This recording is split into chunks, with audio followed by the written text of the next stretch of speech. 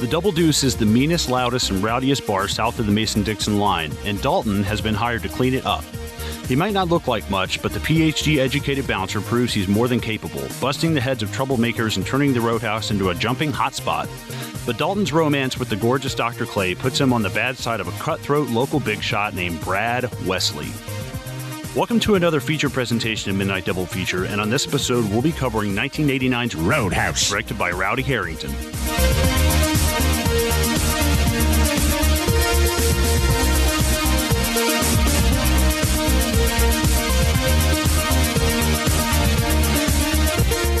Hey guys, what's going on? Welcome back to Midnight Double Feature. As you heard, we're going to be covering Roadhouse this evening. Zoheb, how are you doing, my friend? I am good, dude. How you doing? I am doing well, but more importantly than how you're doing, I don't really care, whatever. we fucking knew it. Knew that was coming too. We've got a very, very, very special guest with us this evening. Ladies and gentlemen, a man who needs no introduction, a man who should probably start writing us checks for the free ads that we've done on this podcast. Ladies and gentlemen, Dean Martin from LSG Media. Dean, how are you, my friend? What's going on, fellas? I just wanted to say thank you very much for having me. About time, over 100 eps in. No big deal. I'm not hurt about it.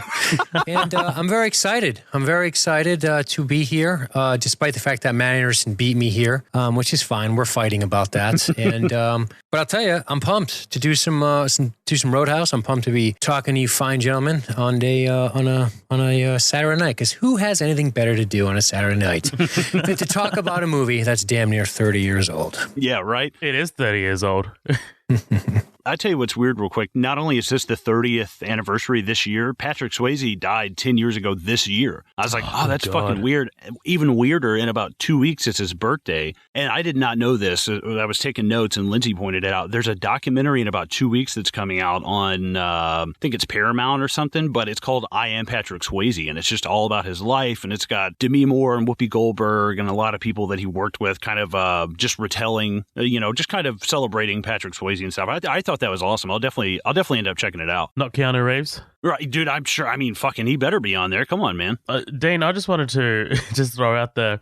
So you mentioned that Matthew beat you here. I love that. I'm realizing now we gave him Get Out to cover with us, and we're covering Roadhouse with you. How do you feel about that discrepancy? I feel like you guys would have been terrified to put me on Get Out. Terrified. You'd be like, they're going to pull us from iTunes, you fucking pussies. Oh, yeah. No, we went deep on that movie, and we didn't. Listen, quiet. You got fucking Matt Anderson, that West Coast hipster, soft-titted bitch, to talk about Get Out. You guys are slick. Don't bring in the crazy guy from fucking Massachusetts. You might not say something popular. It's all part of the plan. Oh, I don't know what you're talking about. I get the double deuce. I do want to say that, all jokes aside, thank you so much for joining us, dude. My pleasure, buddy.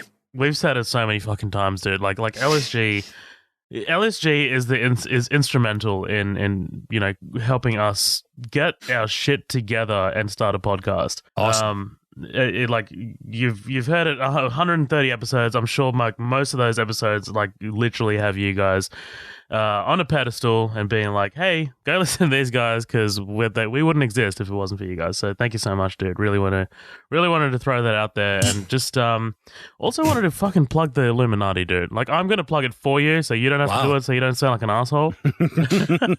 Too late. Yeah, too late. Colin and I have been card-carrying members of the Illuminati for quite a while now. So that's obviously LSG Media's. What would you call it? It's a members. It's basically like a bonus content members only thing called the Illuminati in jest. It was really done because it's hilarious to call it that, because it's like a crazy cult that controls the world. So we did it sort of like as a tongue-in-cheek, ironic thing. Yeah, absolutely. And look, it's such a great community to be a part of. And not only that, you guys release bonus content as well.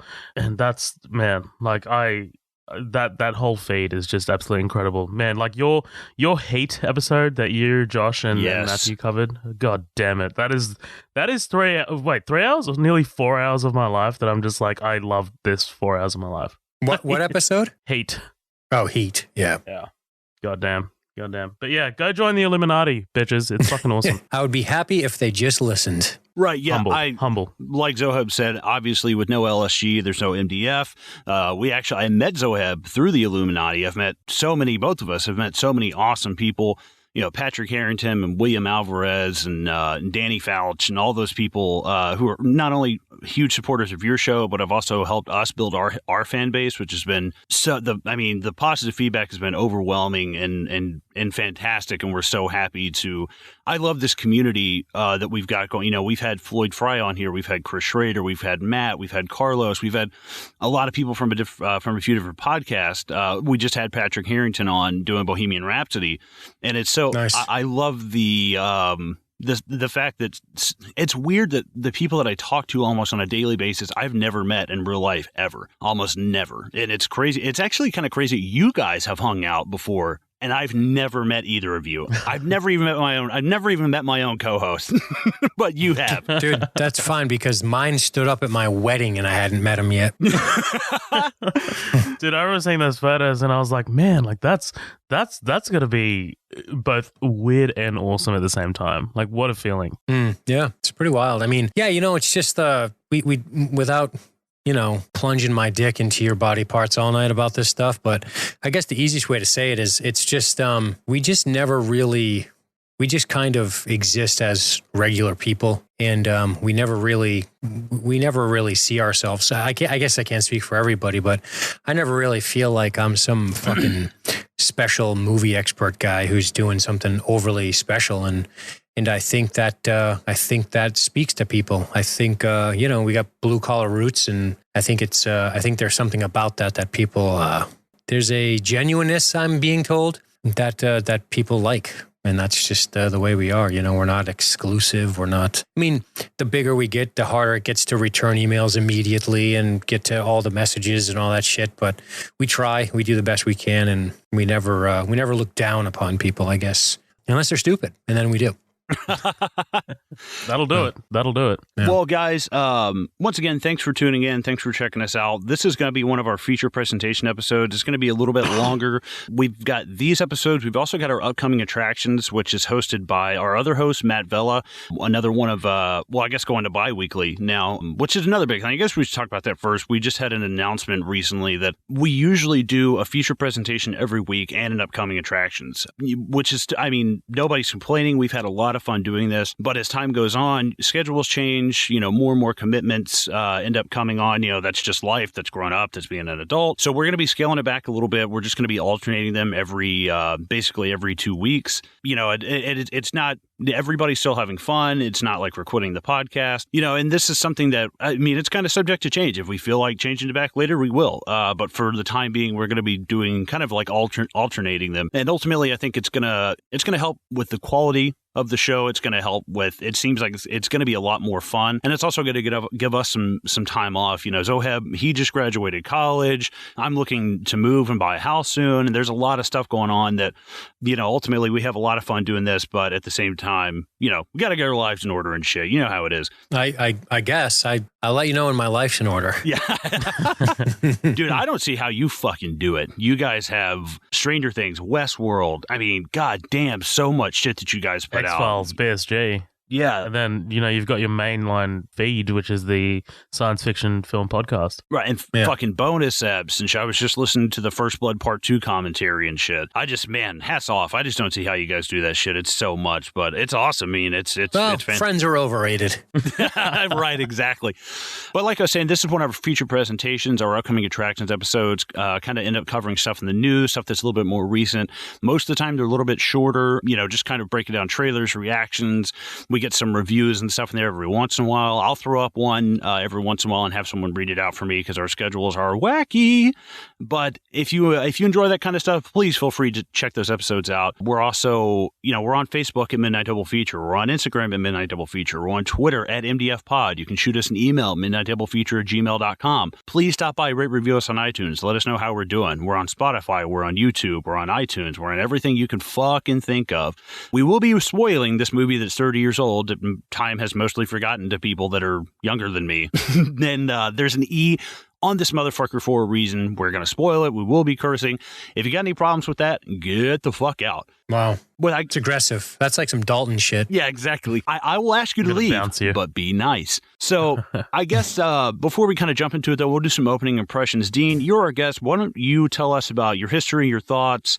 You talk about Patrick Swayze, whatever you want. Just kind of your beginnings with Roadhouse. Sure. I remember the first time I watched this, I was in middle school, which is kind of perfect because it came out in 1989. And boy, this movie became somewhat of a cult classic. As cinema goes, it's not, you wouldn't say it's highfalutin by any stretch of the imagination, but you have to imagine, you have to put yourself in the mindset of a middle school person in the late 80s, going into the early 90s. This is very much a holdover of the 80s, which is back when action movies could be like this, very outrageous. I mean, it's so ludicrous that somebody would go to another state to find a bouncer. That's the most outrageous proposition you can imagine. And then hire him, a guy who sews himself up and doesn't go to the hospital. Like, fuck, man, get a raise. I don't know what your problem is. Go to the emergency room. But this is everything. I mean, it's such an odd movie because it's a late 80s movie that feels like the 80s, that has sort of this homage from the 70s because it's a bunch of tough men duking it out. And I loved Dalton. I loved this character. I thought he was so cool because he was a strong, silent guy. He was small. He was unassuming. He had this command presence to him. And what it comes down to is a good guy doing good shit and in beating people up. And it really is. This is more of an action martial arts movie than it is any other kind of movie. I remember the girls and the dancing and the hot chicks, and I remember the sex and the Otis Redding, and I remember all of that stuff I was so impressionable in the ripped, glistening svelte body of my main man Swayze here. And I remember thinking, is he a martial artist? I always knew him as a dancer. You know, Dirty Dancing is what put him on the map, but Swayze himself is a big-time dancer. He's a great dancer, and he took to the martial arts, I guess, pretty well. You can tell his martial arts isn't great. Like, his kicks aren't too great. They have a ballet quality to them. They're very wide and sweeping and sort of swan-like.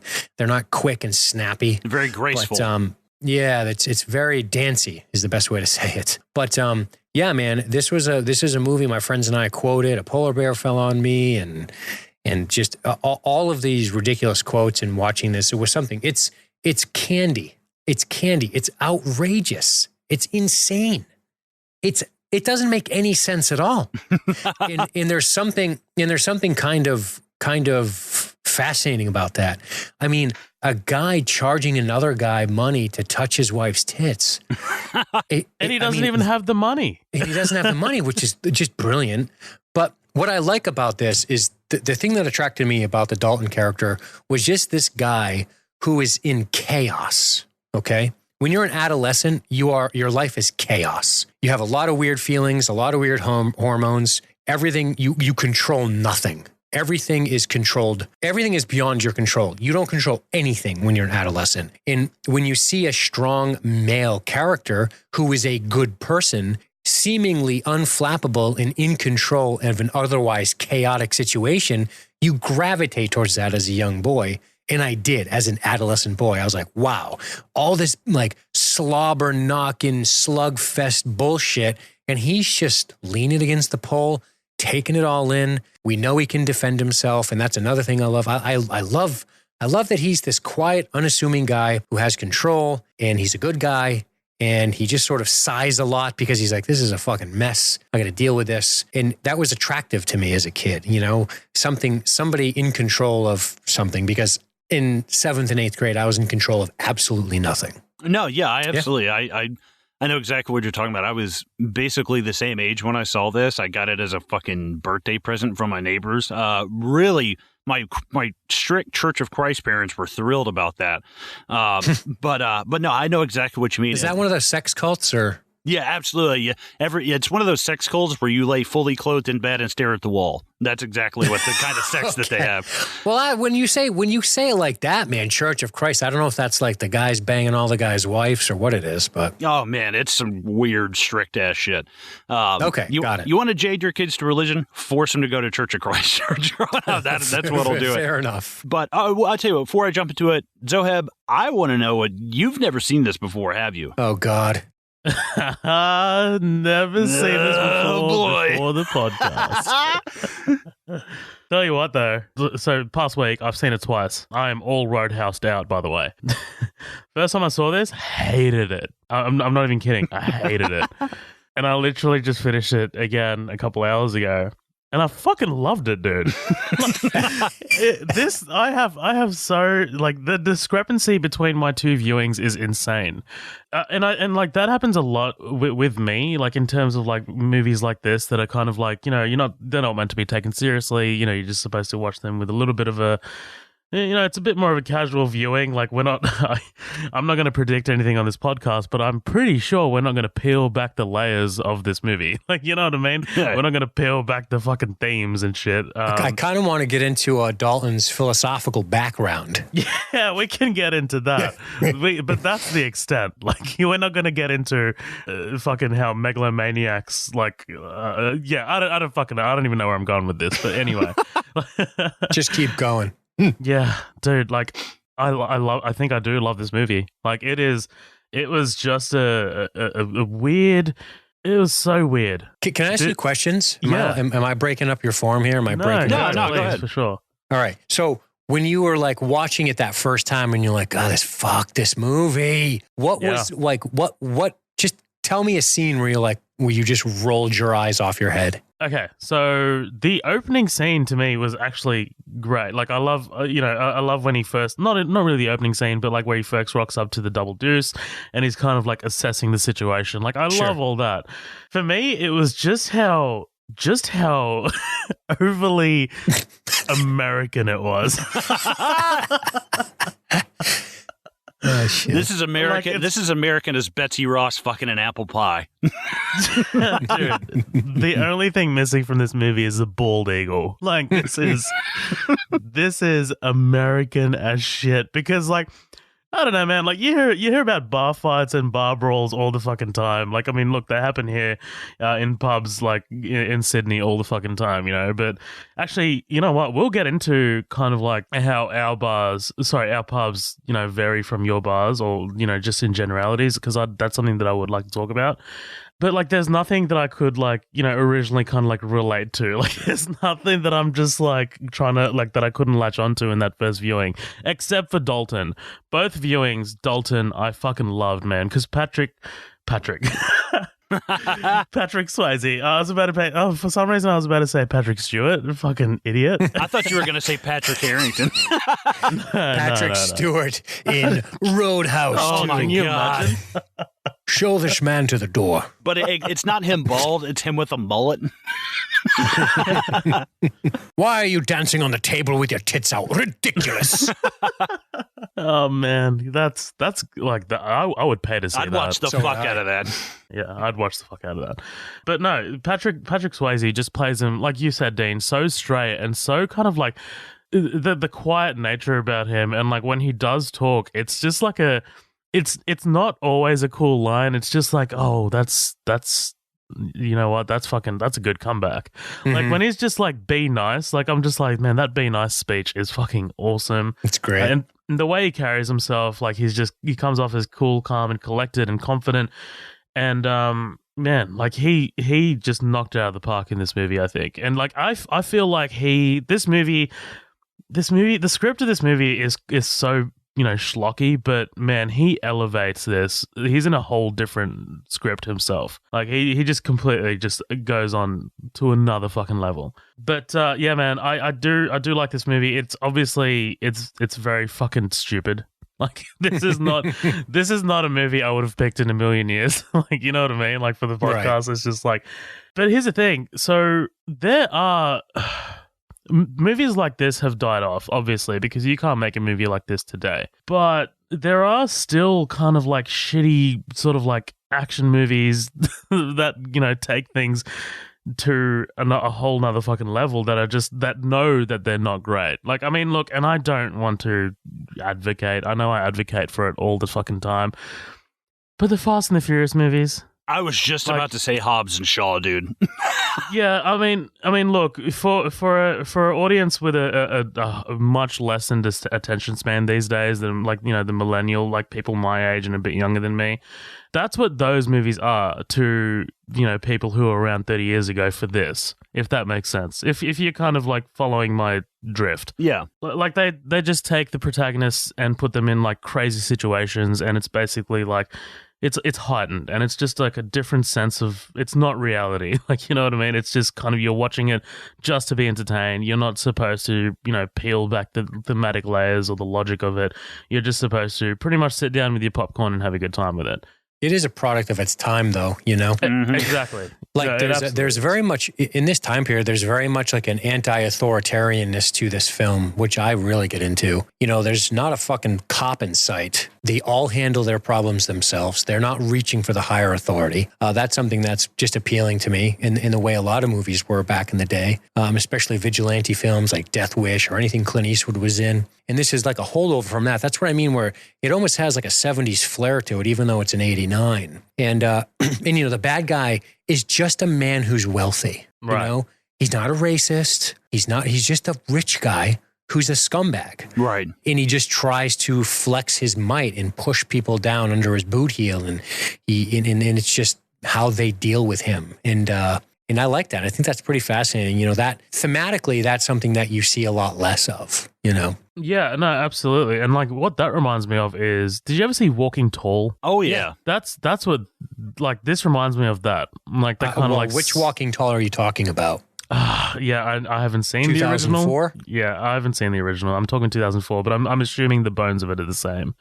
Yeah. But like, you know, I'm talking like the small town sort of like, you know, you've got the big sort of like head honcho who's kind of like got the town by the balls and shit like that. Like there are heaps of these kinds of movies out there now, but I do get what you're saying, and I do find that appealing. Absolutely. Like, you know, just to kind of like, there's that one sort of like megalomaniac look right at the top of the food chain who's controlling, you know, the police and like controlling everyone through the town, like through fear. And then, you know, it takes one guy to stop him and stuff. Like, you know, it is standard action movie sort of like plot, like a plot line. But you know what's crazy?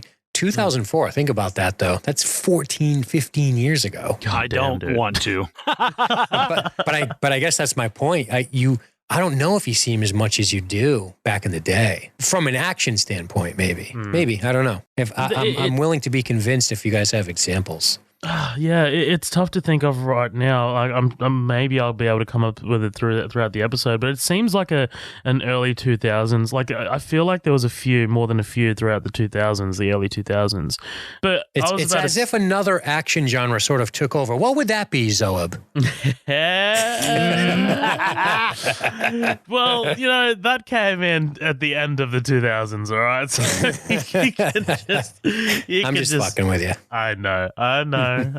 I could do it. We can do a whole nother podcast on that shit, but you won't accept my emails. But no, so yeah, look, my action movies, you know, when I was growing up, obviously, you know, born in 1993, so I had fucking Bad Boys and movies like that. Like, I still love those kinds of movies, man. Like, you know, those are cheesy as fuck, but I mean, like, they're still great. And to me, like, I know it's not very comparable, but Bad Boys to me is very similar to this movie in terms of just how much you're not supposed to think about it. I know I'm comparing a Michael Bay movie to something else, but it's just like, you're not supposed to think about it. You're just kind of like supposed to sit down with a fucking giant tub of popcorn. And then, you know, movies like The Rock and Armageddon. I know I'm fucking naming Michael Bay for some reason, but it's just like late 90s. So, but yeah, man, I really dug this movie. Really keen to talk about it. And yeah. Awesome.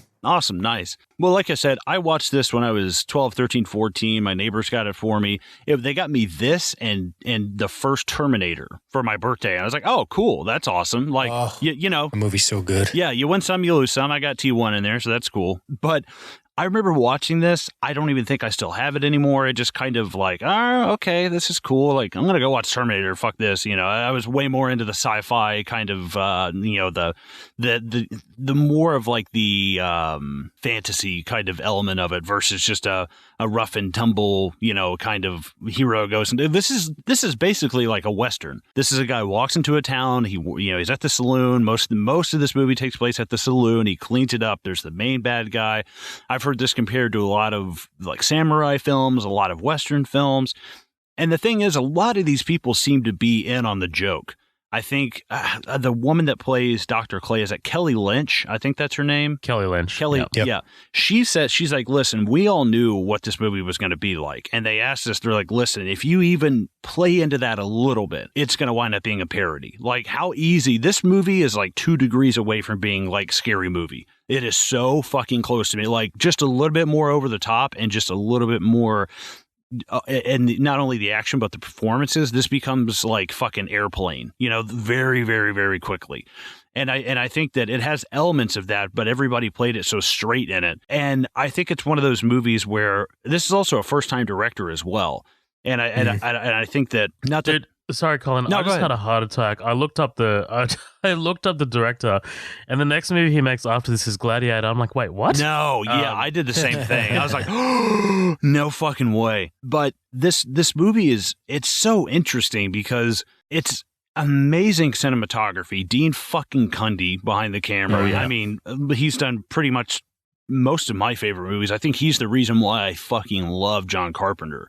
Sure. And obviously John Carpenter, the way he sets his stories up and his, you know, his sci-fi horror kind of fantasy shit that I'm just, that's right up my alley. But the editing of this is amazing. The editing, do you guys know who the editors of this movie are? No, I didn't get into the editor. I looked up the composer, who I'll get to in a sec, but hit me with the editor. Well, there's a couple of them. Apparently, they brought on one guy, and things just weren't working out. I believe his name is John Link, is the original editor of this. So John Link, he edited Predator, Commando, Die Hard, The Hand That Rocks the Cradle, Mighty Ducks. Damn. Yeah, did some really good shit. So they bring him on. Apparently, things aren't going the way they want to. So they bring on this guy, Frank, and I'm going to have Frank Uristote, Uristote, I think. Frank Uristote. Frank Uristote edited RoboCop. Uriost, maybe Uriost. Yeah, Uriost. He edited fucking Executive Decision. So much shit, dude. RoboCop, Die Hard, Total Recall, Basic Instinct, Tombstone, Terminal Velocity, Lethal Weapon 4, Deep Blue Sea. Like the guy has, all classics. You're just gonna go past Conan the Destroyer? Oh, I didn't see that. I knew it. I saw that and I was like, I'm going to see if he also did the Thing remake as well. So which is not a fantastic movie, extremely well edited. So I think if this movie does not have Dean Cundy and these guys editing it, it fails. It fails completely. And I wholeheartedly believe that. I think the script has some cheesy dialogue. Yeah, the people's motives are whatever. The performances are pretty there for the most part. Some people, I think, like Sam Elliott's great. Sam Elliott's fantastic. Ben Gazzara, Jackie Treehorn. It's fucking Jackie Treehorn. I don't know. I can't see him as anything else. And he does well, but he's an older kind of actor. I'm not sure if he was in on the joke of like what this was supposed to be, but it's just so. Same with Swayze though, because he plays it so serious. He does. And what's so interesting about Swayze that I love, and I think I really don't think he gets the credit for this, is Swayze was a football player. He was a track star. He did a little bit of martial arts. He was a fucking dancer. He did theater. Like he would have. Big time dancer. Yeah. I was reading that he had some kind of knee injury when he was playing football. And when he went to do dance, it really hindered him from being able to go, I guess, professional with that. So he kind of started doing acting along with the dancing, kind of blending both of them. So this movie was right on the heels of Dirty Dancing. So I feel like I think the reason why he probably picked something like this is to, not get typecast, but also show that he has a mixed bag of things that he can bring to the table. And I think that's fantastic. I can't think of a lot of actors, especially nowadays, that you can fucking do ballet and you can also do something like Roadhouse and then switch up and do, something like Ghost and then go to like Tu Wong Fu, thank you, Julie Newmar. I can't remember what the fuck that with him and Wesley Snipes and John Leguizamo, where they're like cross dressers. It's like, what an insane fucking repertoire this guy has, and just unbelievably talented. All of the interviews that I heard from people that have worked with him, that he was such a nice guy. He was unbelievably professional. And he fucking, had a ranch in Texas and raced horses, but he goes from riding horses, goes inside and starts doing ballet. And you're like, that's amazing. I think that's fantastic for someone who can walk both of those lines seamlessly. I think that's great. This movie to me is, it's one of those movies where it's so bad it's good. But the thing that I don't even know if, sorry, got something stuck in my throat. This dick. The thing about this movie that's so interesting is the fact that if everybody's in on this, it kind of takes away the degree from that. If everyone's making a straight, dead serious movie, it's very easy to make fun of. But I think that most of the people, I mean, they have to be in on the joke on this. They have to be. I don't think there's any way you make this movie. Apparently, Dean Cundey got the script for this and just laughed his ass off. And he was like, fuck it, let's do it. Why not? And I was like, that's great. That's so fantastic that all these people just didn't look at it with this two-dimensional seriousness and just throw it out the window. And I think it's wonderful, the fact that this got that kind of room to breathe, and it gave them a little bit of wiggle room to be a little bit over the top, to be a little bit ridiculous. And it ends up coming across in the final product. This is one of those movies that's been rated, so bad it's good, but it's, when I think so bad it's good, I'm thinking like The Room, I'm not thinking like Roadhouse. It's you can kind of lump them in together, but I don't even think that's really fair. I do think this is probably the gayest movie I've ever seen in my life. and I don't say that to steal a $10 word from Dean. I'm not being pejorative about that. I'm not trying to be ugly. I'm not trying to be snarky. I think a lot of people substitute that word for being like, oh, that's stupid or that's lame or blah, blah, blah. No, I mean, in the most literal term, like I was at a bar sucking this guy's dick and this movie came on and I spit his dick out just to say that is fucking gay. And I could not believe how over the top the hetero homosexuality of it. And I think they have to be in on the joke. I used to fuck guys like you in prison is a line in this movie. What a line. There's no fucking way. My friend said that to somebody once. Oh my God.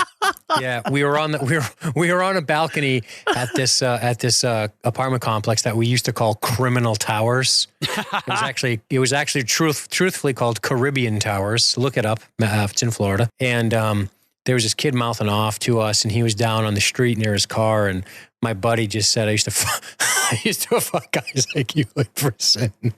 Oh, fuck. Nothing ever came of it. We never got into a scrap. The guy ended up leaving, but I was like, that was funny. That's the Roadhouse line. Yeah, I mean, it worked. It'd scare the fuck out of me getting yelled at that from some guy on Criminal Towers. I'd be like, all right, I'm getting the fuck out of here. And he was tall. He wasn't a hard ass or anything, but he was like 6'4" back when we were, 20. So he was really tall. Yeah. But I'll never forget that. Well, and I think exactly like what you said, Zohab. This is a popcorn flick. This is a drive-in movie. This is it's the who was it? John Doe is the guy's real name. He plays Pat, the bartender who gets fired. Real musician. He's in Great Balls of Fire. He's in Pure Country. He's a good actor. He's a great musician. But he said this is the most expensive B movie that's ever been made. And I was like, that's perfect. That's perfect. I think that's a perfect way to summarize it. I think you take it too seriously, and it's going to be one of the worst films of all time, but you don't take it seriously enough, and it walks that fine line so well. And that's what I really love about it. But do you guys know the thing that this is based off of? Very, very, very loosely. Do you guys know anything about the quote unquote true story of Roadhouse? I know about the bouncer. See, I don't know anything. Enlighten me about that. I didn't know anything about that. Well, that's all I was reading about when I was reading some of the behind the scenes stuff. Somebody he actually met, right? The guy who made the film. I'm not sure. This is all new to me. Oh, then maybe I don't have it correct. That's just what I had heard. Well, I think it's probably a mixed bag of things. What I'm about to bring up is not, it doesn't have anything to do with bouncing and bars and any of this stuff. So that's probably just as accurate as what I'm about to say. But I first heard this on the Pop List, great podcast from Floyd Fry over at Glass City Productions. We've had him on here. Please check out his podcast. It's absolutely great. We love Floyd. We love the Pop List here. And it was the story of this guy named Ken McElroy. And I recently came to me again because I'm a big fan of BuzzFeed Unsolved True Crime on YouTube. Great YouTube channel, hilarious guys, absolutely love it. But they started talking about it. It's called The Mysterious Death of Ken McElroy. And this is just on Wikipedia. He was a resident of Skidmore, Missouri, known as the Town Bully. His unsolved killing became the focus of international attention. Over the course of his life, McElroy was accused of dozens of felonies, including assault, child molestation, statutory rape, arson, hog and cattle rustling, along with burglary. Now, this guy, this is completely true story. This guy was the Town Bully. This is like, late, I guess, going into the 70s and the 80s. And eventually the town just fucking had enough. This guy was charged with something like 50-something felonies, and he got stuck with one felony. And what happened was he shot a store owner in the neck with a shotgun, point blank. And the store owner lived. That's the crazy part. It's a 70-year-old guy. The most they could pin on him was like willful destruction of someone's livelihood. It was something crazy. Willful destruction of someone's neck. Yeah, exactly. And he was charged. He was going to serve 2 years, and he got out on like $45,000 bond. He starts following the store owner around. He's sitting outside his house. He's shooting off guns in front of his house, just intimidating the fuck out of this guy.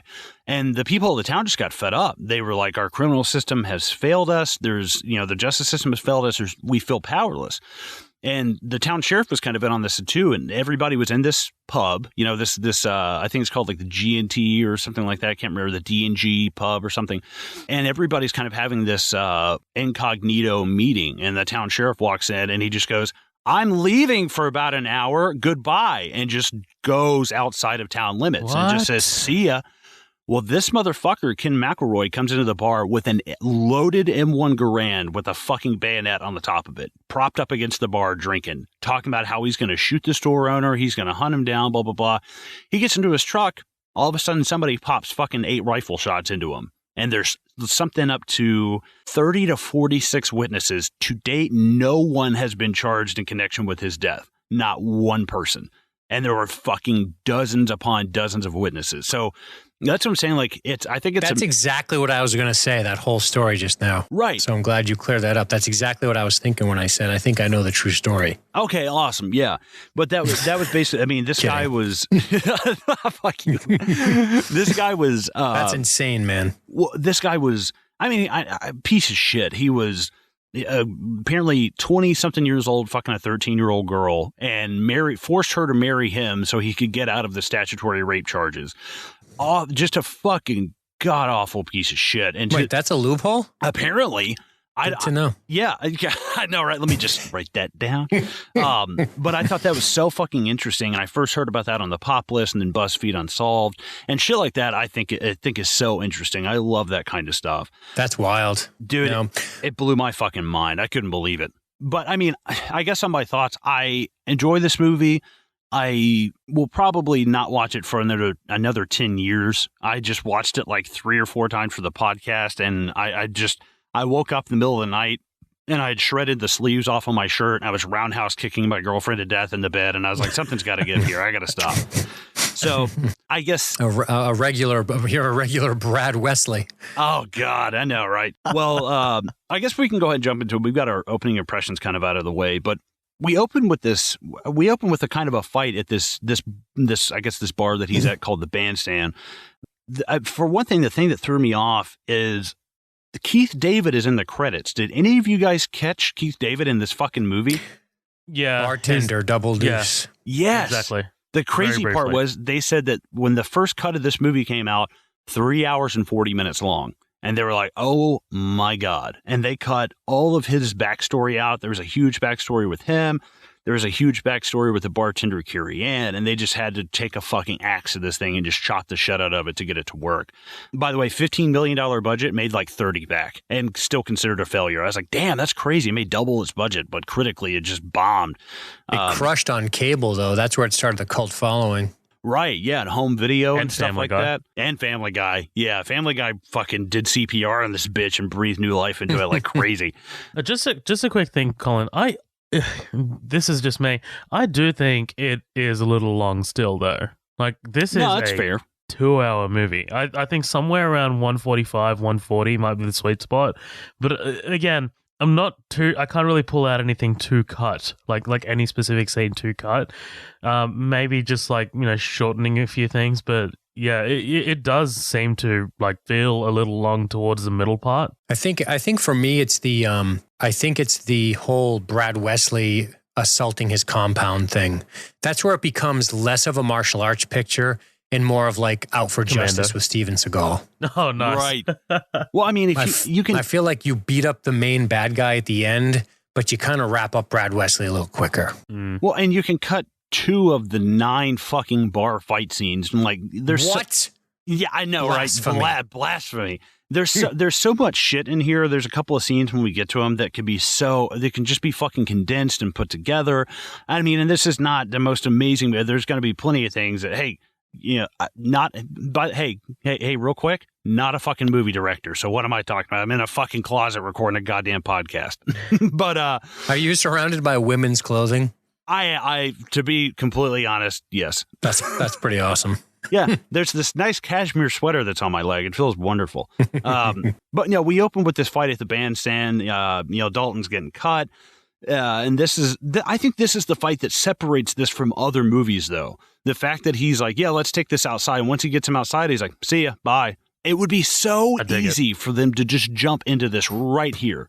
It would especially in 89. Yes, exactly. It'd be so easy for them to front load this and be like, yeah, this is the kind of fucking movie I'm watching, It'd be so easy for them to front load this. By the way, Ron White has a great bit about Roadhouse in one of his stand-up. He's not my favorite comic, but he's got a great bit about getting kicked out of a bar by a bouncer who goes home and jacks off to Roadhouse. It's fucking hilarious. Hey, can we talk about Cruzados for a minute? Who's that now? That's the band. Oh, yeah, from fucking Dusk Till Dawn? Yeah, kind of. So Cruzados was the band ahead of time, and then Tito La Riva, he started Tito and the Tarantula, which plays After Dark. Well, it's not really Tito and the Tarantula, but your guy there, Tito La Riva, he's the one who sings it in, after he sings the song After Dark in the hottest cinema scene of all time with no nudity, which is Salma Hayek dancing in that movie. Right. But that's this here. This is that guy, and I just love him. I think he's great. But Cruzados ended up breaking up, and then Tito and the Tarantula was a thing, and they were in Desperado. Tarantino's used him, so pretty awesome to see him here in this thing. And if I'm not mistaken, there's a member of Tito and the Tarantula that was in Pee-wee's Playhouse, the television show. What? Yes, I'm going to look it up while you guys talk. Well, speaking of, no, go ahead. I was going to say, speaking of music, so I did. There are a couple of parts in this whole film that just kind of like the motifs felt familiar. I was just like, where have I heard this before? Where have I heard this before? And I know, Dan, you've probably picked up on this because I know you love your film scores, but I looked it up. Fucking Michael Kamen did the music for this, and literally just a year before he had done obviously Die Hard. And literally, like when they're fighting on the beach, we'll get to it. When they're fighting on the beach, what if you can call that a beach? Like what I mean? Yeah, like just before the throat rip. Riverbank, yeah, just before the throat rip, you can hear literally the same motif when Hans Gruber's falling off the tower there. Like it's the same fucking motif. Yeah, we just talked a lot about Mike Kamen because we just covered Robin Hood, Prince of Thieves. Oh, nice, amazing score. He's a great composer. Yeah. You guys want to hear a fucking deep pool? When he's in this bar, we see the guy that he throws out, the woman that pulls the knife out and stabs the $100 bill or whatever he puts down. The redheaded woman, she's actually in Tom Savini's Night of the Living Dead. That's Patricia Tallman, which his remake of Night of the Living Dead is one of my favorite movies of all time. I have so much nostalgia for that. I fucking love it. And she was like, growing up, I was like, wow, this is a awesome, strong, like female character, something I wasn't used to. And I saw her and I was like, that's Patricia Tallman. I fucking know it. And I'm sure enough it was. You're talking about the woman who I originally thought got kicked in the vagina just then? Yeah, right. Yeah. We call that the upper cunt. We call that the cunt punt. Yeah. The cut punt. So yeah, I mean, we get this fight. I love him, just taking the guy outside and dropping him off. It's great. There's no reason to break into the fight right now. You have cut the tumor out of this and deposited it. There's no reason to continue to fight it. It's gone. It's great. Come on, Dalton. I've been wanting to fight you for so long. This guy who looks like fucking Steve Guttenberg, like from fucking Police Academy. Is like, dude, this guy would rip your fucking asshole. Also, his mate calls him Moose Lips. What I was like, Moose Lips? The fuck is that? But that's such a thing too. Like, calling guys out for fights, that was a thing. Damn. Like, I want to fight you. Like, you think you're the tough guy on the block. That's the craziest thing in the world, but it was like such a thing, You fucking old bastards. Meet me behind the Circle K. Oh, dude, that was me behind the bowling alley in my hometown. Oh, man. You want to get a blowjob, get into a fight, or buy some crack, you go to behind the Gallatin bowling alley. But yeah, this kind of non-fight, so to speak, all this happens. He gets stabbed. He stitches himself up. We're also introduced to Jack Tillman. He introduces himself and asks Dalton to come and work for him. He's coming to some money. He wants to clean up the double dues. It used to be a nice place. Now it's the kind of place where they sweep the eyeballs up off the floor. Like, ugh. Like, Jesus. God damn, that's such a good description of the place, to be completely honest. But yeah, Dalton accepts $5,000 up front, $500 a night. In 1989 money. I know, That's crazy money, dude. I mean, you can see his why. rent is $100 a month. Dude, and I even was like, well, maybe, and it like $100 in '89 was like $217 in 2016. I was like, oh god damn it, man! Like, this guy is paying for a studio loft apartment what I pay my fucking car payment for. It's like, that is nuts. Well, Dalton leaves. He arrives in Jasper shortly thereafter and sees what a miserable, backwards-ass, white trash piece of shit dive bar he's gotten himself into. I love it. We see this thing of him getting rid of the car, throwing it, which is smart. I actually do love that it shows you how weathered he is and how used he is to doing this. And we don't really know exactly what it is at first, like why he gives the car away. We see him in this Mercedes and stuff, but we kind of get into that later on. This huge... Oh, I'm sorry. Go ahead. I was going to say, this running joke about him, people thinking that he'd be bigger, is this a meta thing? Like, is this, because, like, I mean, think about this kind of movie.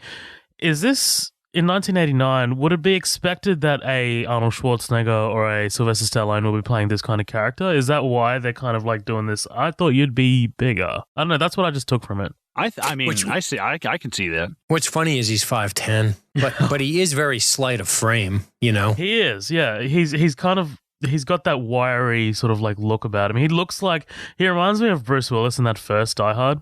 Like that, he's kind of got that frame about him. Except, I think you would associate bouncing with bigger guys, but there was always if you ever saw a bouncer that was a bit smaller, you were like, uh-oh.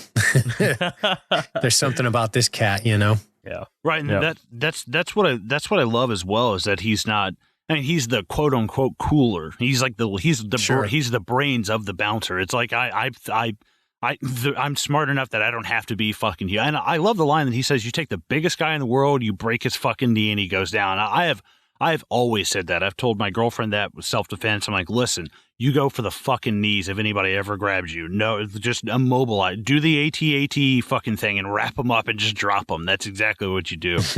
I don't know. Like, would that work on someone like the Great Khali? Like, you know what I mean? Like, maybe if you shot him in the fucking leg. Who did you say?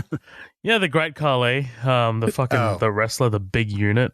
Yeah. God, don't start talking about wrestling, fucking Patrick Harrington. I know. That's how we're going to have to talk about wrestling because Terry Funk's in this movie. I know, man. I've got a great clip I'm gonna fucking pull on you guys for Terry Funk. Also, Terry Funk would beat everyone up in this bar. He's an animal. He's like 260 and he's like 6'1". He's so solid. Nah, I think I got him. He'd clear that whole fucking room, dude. He's a rough bastard. Oh, dude, when I hit you with this video in a little while, dude, I totally believe you just from the little bit I've heard and read about him. But we have this huge fight breaking out. This is basically Dalton being dropped into the surroundings. We meet Carrie Ann at the bar.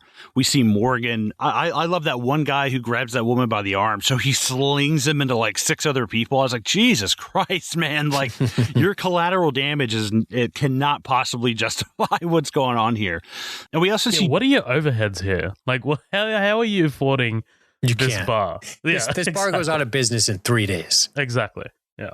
I mean, you're paying your bounce. You're paying your main bounce of $500 a night. Can you imagine the lawsuits? Oh my God! Like, there are fucking bars in Mad Max that are more well kept than the Double Deuce. Like, it's insane. Well, the thing that the thing that I love is when they're fighting. There's a fight that breaks out, and when he's like, "Hey, have you seen a better pair of tits? You pay $20, you could kiss him." He backhands that guy. He bumps into one person. That guy bumps into another dude, and they knock over 5 people at the fucking bar. I was like, it's like in Robin Hood Men in Tights when all the knights start domino falling. I was like, that's the only thing I can fucking do. What? Yeah, I was just saying, it's like Keystone Cops. Like, it's just so fucking silly. Oh man, it's ridiculous. But we see him being introduced to everybody. This legend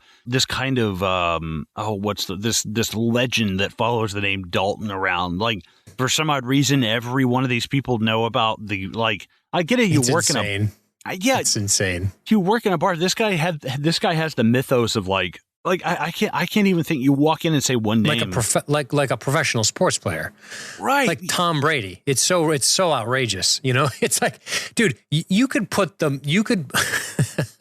Why this is so insane is that you could take the current light heavyweight champion, right, of like the UFC, and you could put him in this bar, and you could be like, hey. And nobody would know who he is. And he's way more, maybe because it's John Jones. But like, people would be like, oh, is that, you know what I mean? Like he's so, that's part of the insanity of this movie, which is like the mythos of the bouncer Dalton. Like, everybody knows you. Do they? When he drives off from the bandstand, the place at the beginning, it's New York tags. I'm like, you're going to Kansas. They know you all the fucking way in Kansas. Right. That is ridiculous, man. Like, I can understand if this were a regional thing, like southern border kind of thing, Alabama, Alabama, Kentucky, Tennessee, Florida kind of thing. But like, not. I mean, does he go to Canada and like, oh, it's Dalton? Oh, fuck. Like this whole beginning of this scene is just absolutely cracks me up. Funny. When the fight breaks out and somebody chucks the bottle at him and he just barely like ducks his head back. Dude, that's one of my favorite shots. I was just like, oh wow, that is awesome. That's when I was like, okay, I fucking love this Dalton guy. Yeah, he's cool. I dig it, man. But, this whole fight breaks out. He's just kind of getting introducing the surroundings. He goes and buys a car the next day. What I do love about, and this is so small a detail, the shitty fucking car salesman with his horse-shaped thing, eating a fucking bologna sandwich.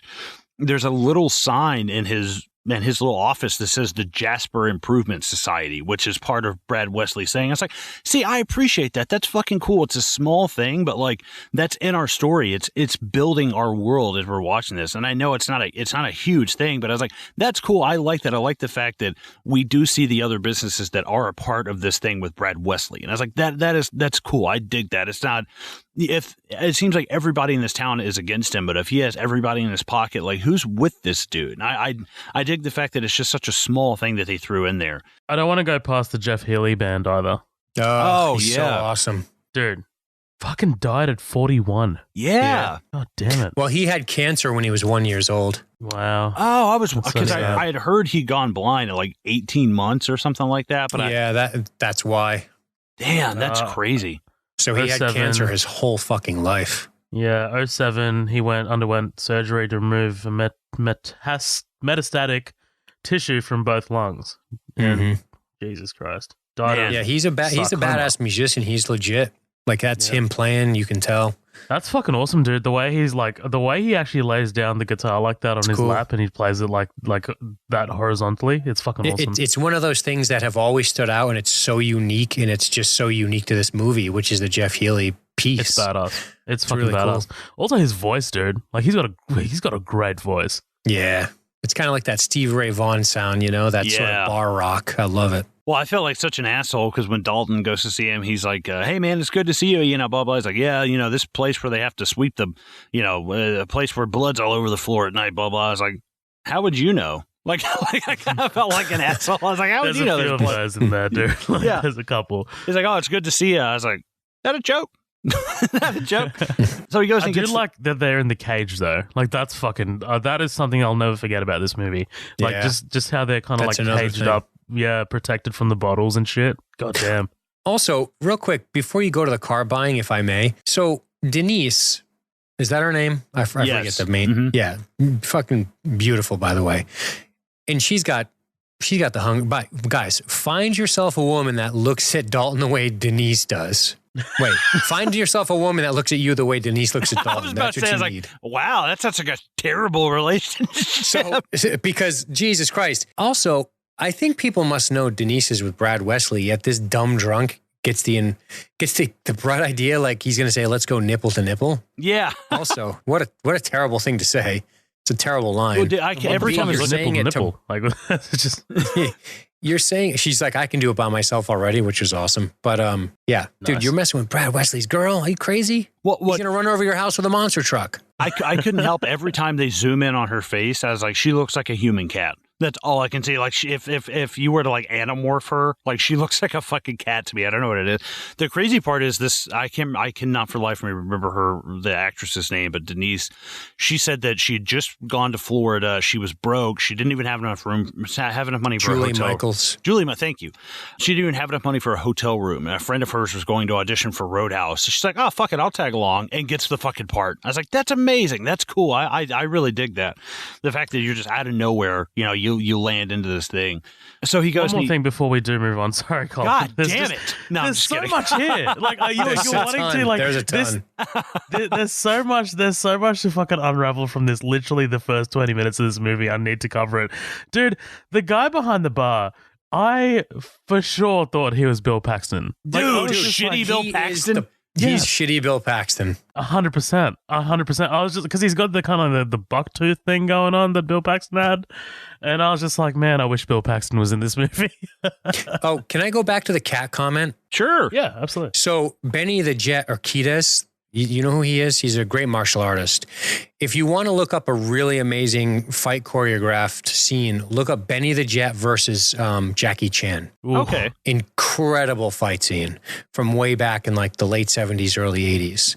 But Benny the Jet, he's actually in this movie. You see him for just a second and I'll point him out. But he does a lot of the choreography in this. And he's been on Black Belt Magazine 100 times. He's done 100 movies. And he did all the fight choreography. So he's working with Swayze and he gave them all animal aspects, which is kind of interesting. And he gave cat to Swayze. Oh, wow. That's crazy. That's why, like, when he's doing that kata on the beach, he's just kind of like doing weird claw stuff. And yeah, I noticed that. Yeah, pretty cool. It's funny you said cat. Well, when he stands over at Brad Wesley at the end and he rears his hand back, I just wanted him to be like, I for real thought he was going to fucking hiss at him. But are you guys fucking done? Can I move along Can we now? go back to the scene where he gets hired? Yeah. You know who does that to me all the time? Anderson. I'm like, dude, this is going to be 3 fucking hours. Well, we'll fly through the weird Sometimes shit. he goes like this. He's like, can we go back? And I go, no. Just go forward. We won't spend that much time on any other scene besides the sex scene. Oh, yeah. Oh, my God. He buys a fucking car. He rents a house. Yeah, there's nothing there. No, dude, well, I love one of my absolute favorite characters that I have no quarrels with this whole movie is fucking Emmett, the guy he rents the house from. I love this guy. He's a sweetie. I have worked with this dude. I know this fucking guy. Like I know a dozen guys like him from where I grew up, and it's so accurate of that really, really nice, down to earth, small town guy. This guy knocks it out of the park. He's fucking great. Like I said, he gets this car. He gets the room from Emmett, which is miraculously across the lake from Brad Wesley. That's convenient. And And I mean, this is where we also get introduced to him as well. Him flying his fucking helicopter. What the fuck? Over the lake and shit. Like, the only way that had been more maniacal is if he had an eye patch and a pencil mustache just twirling, just like flying through the fucking air. Throwing busty women out of it, handcuffed into the lake, you know? Wearing a top hat, smoking a cigarette on a really long filter. Tying beautiful women to train tracks, this guy. By the way, one of my favorite things to do in Red Dead Redemption. I haven't played it yet. I'm kicking myself. I've been playing LA Noire again. I'm like, I love that game. But yeah, I calling me sir is like putting an elevator in an outhouse. It don't belong. I love that line. It's so great. And especially what he says about, he's like, listen, it ain't about the money, but I understand I charge you something. How's $100 a month sound? He's like, it sounds good. He's like, can you afford it? He goes, yeah, whatever keeps you in the good graces of the church. He goes, funny how money seems to do that very thing. It's good dialogue, man. It feels, from somebody who grew up in a small southern town, it is very genuine. And I did appreciate that, like, from where I grew up and seeing places like that. I've never a place like Double Deuce in the town I grew up in, but very genuine, like, people that seem so real to me because I grew up with these people. They feel so real. A tiny small thing here too that I appreciate is Dalton, when he's pitching hay, Dalton starts chipping in. Yeah, immediately absolutely. You're like, okay, this guy's like a real ass dude, you know? Right, yeah, and Absolutely. that's, I guess you could say that's Southern hospitality, but he's not from the South. You know, that is so common. Like, when I was walking through I was gone to go grocery shopping today, walking through the parking lot, there's an older lady about to push her cart up. I was like, oh, hey, I'll take that for you. Like, I'm not trying to brag on, I know it seemed like such an asshole saying something like that, but I feel like people would be like, oh, that's so nice of you or whatever. It's like, dude, that's just how it is where you're from. Like, you hold doors open for people. Somebody sneezes, you say, bless you. Like, it's such a common thing. And that's what I loved about this movie is I think really... if you hold a door open for me, I just want you to know that I will consider that violence. So please don't do that. You open the door for Did you me. just assume that I wanted to walk through this door? Yeah. Mm-hmm. Unbelievable. Oh, now you're going to think for me, white man? Oh, you're going to open the doors for me? Well, let me open this door of about 1,000 pounds of whoop ass for you. But Dalton accepts the room at for $100 a month, and I was Jesus Christ. Do you want to know the inflation rate in the U.S.? $500 in 1989 is $1,032 in 2019. A night. A night. Jesus. So $1,000 a night, baby. So what? And he got $5,000 up front as well. Right. That's what I'm saying. So it's basically doubled. It's doubled. Yep. Yeah, $10,000 up front with $1,000. Jesus Christ, man. God to be damn it. nice. Yeah, to be nice. Later that night, back at the Double Deuce, Dalton and Tillman fire several of their employees. I love this scene. Yeah, I do too. It's great, man. Apparently, when it was in New York, I can't remember the guy's name. There were these cops. It was Eric something, and they were handcuffing him, and a cop had him in the chokehold and choked him to death. I can't remember the guy's name. It's this black guy. It was a very big deal. I cannot remember for the life of me his last name. They started showing this scene to police, like during cadet training. Eric Garner, thank you. They started showing this scene to them to be like, listen, yes, you have to do this, but you can also be nice. Like, that is insane to me. Like, Heat, I can see that. You know, they show that shootout scene to show you how to take cover and also gain ground at the same time. That's logistic. I understand that. That's reasonable.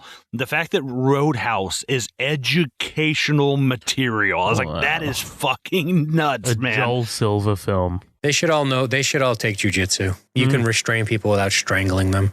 Right. See, and that's one thing. I'm really glad that you're here on this. Obviously, this podcast is definitely not about that. Right.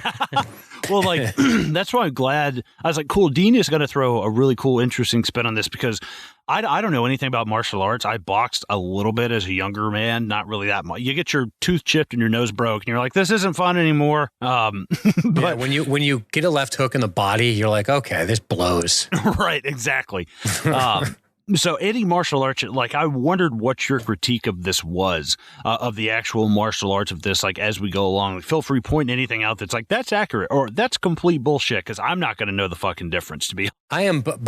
I am by no means an expert. I've done martial arts. Of all of the martial arts, the one I did the most was Brazilian Jiu-Jitsu. That was a lifetime ago, but I think I have a pretty good eye for it. And I don't think any of it's overly realistic, but the question becomes, is it well choreographed as a piece of cinema? Mm-hmm. Right. And this gets back to the Dean Cundy and the editing. So it's interesting to think about Dean Cundy and the editing as it relates to how they're going to go ahead and shoot the action, because what they don't do, in this, I know it sounds like I'm teasing Marvel, but some of the choreography in this is better than a lot of modern choreography because it's a much different thing. Like when you have a guy like Benny the Jet and he's a fight guy and he's trying to show you, okay, let's do some martial arts choreography. Some of it's pretty good. But like I said at the top, there's a lot of moments of like kicking and stuff where you go, okay, like Patrick Swayze, like he's not a great kicker. But you can see he's got decent punching, great body movement, great body control. He's super graceful from his dancing. And that's dancing translates really well into fighting, especially boxing, the footwork and stuff. But you wouldn't say any of these fights are overly realistic. Right. That's just not how people fight. These quickly end up on the ground or there's a mob of people getting restrained. They rarely break into punch and kick exchanges and stuff like that. This isn't it. But if you want to ask me, it's got pretty decent choreography for a martial arts film. I mean, it's not amazing, but it's not shit either. It's better than some like fights in modern movies today. It's pretty fun. Well, but what comes to mind, you wouldn't call it realistic. What comes to mind is the fight style in John Wick. Like if you do want to talk modern action sort of like fighting styles, what is that, Dean? Do you know? That's not Krav Maga, is it? In John Wick, Brazilian Jiu-Jitsu is a lot of it. Okay, yeah. Well, it fits a lot better with what they're doing in there, and it's just filmed so fantastically. Now it's cinema Brazilian Jiu-Jitsu. Right. It's very choreographed. It looks really awesome. Looks pretty. Yeah. I don't know who he trained with.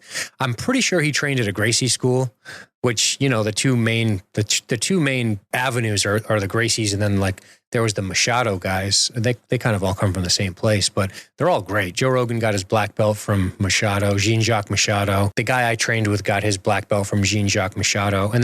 And then the Gracie family distributes black belts as well. But Keanu is pretty fucking good. I mean, and he did it for hours a day. Oh, so totally. There's a lot of it. I don't know. I'm not exactly sure who he trained with. I probably did know, but I wasn't sure.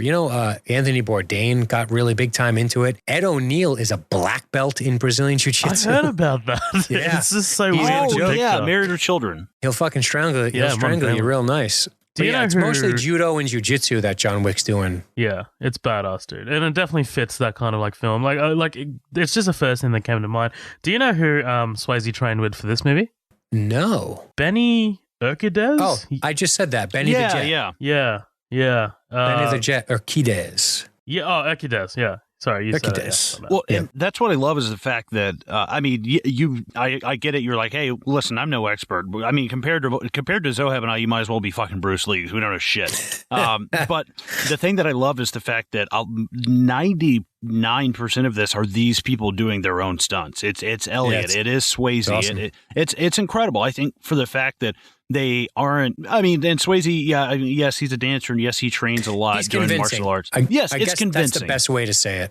He's convincing. Right, absolutely, and I think it's great. I think they do a great job of the fact that yes, like you said, this is movie martial arts, but there's never a point where I think one of the worst choreographed fight sequences I've ever seen sometimes is Rocky III, the fight with Clubber Lang. It is terrible. Dude punches a mile away. Oh my God, it's awful. Well, it's like Steven Seagal. Like his fight scenes are always super well choreographed because he's really good at Aikido, but it doesn't necessarily mean he's a great fighter. I put my money on Van Damme over him every time because Van Damme has ring experience as a kickboxer, Because Van Damme's not a pathological liar. that too. But yeah, so. Well, and they're having this meeting. He's firing people. Right. He fires Morgan. He fires the woman for selling drugs. This is great. The speech. I'm going to hit you guys with a clip real quick. You ready? Hit me. All you have to do is follow 3 simple rules. 1, never underestimate your opponent. Expect the unexpected. 2, Take it outside. Never start anything inside the bar unless it's absolutely necessary. And 3, be nice. That's great, man. I love that. And it goes on too. He's like, so what if somebody calls my mama a whore? Is she?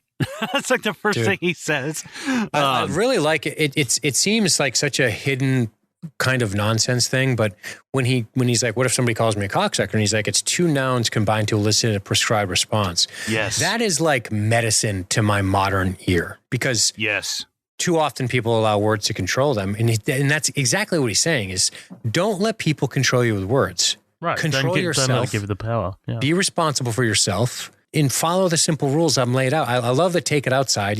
Bouncers don't. The bouncer's first move is to get people out of the goddamn building immediately. They gang rush and they push you out, and that's that. And then, they don't want you fighting in the establishment. What's the point if everything gets broken every night? Right. It's not worth the collateral damage that's going to happen. Right. I absolutely love that. I had my brother, my oldest brother and I would always talk about that, because he's like, I'm like, man, you can't, somebody says, fuck your mother. It's like, dude, what's my mom's name? Tell me my mom's name. Like, tell me anything about me. Like, you even fucking know her. It's like, you can't let that shit get to you, man. Like, exactly. So yeah, this whole be nice thing. Real quick, if you really want to watch great choreography, it's the Daniel Day-Lewis movie, Boxer. I never even heard of that. The Boxer. He's amazing in it. He boxed for 3 years. Wow. That's 3 crazy. years, dude. And he's legit as fuck in the ring. But if there's one actor to do that, it's definitely Lewis. I was going to say, yeah.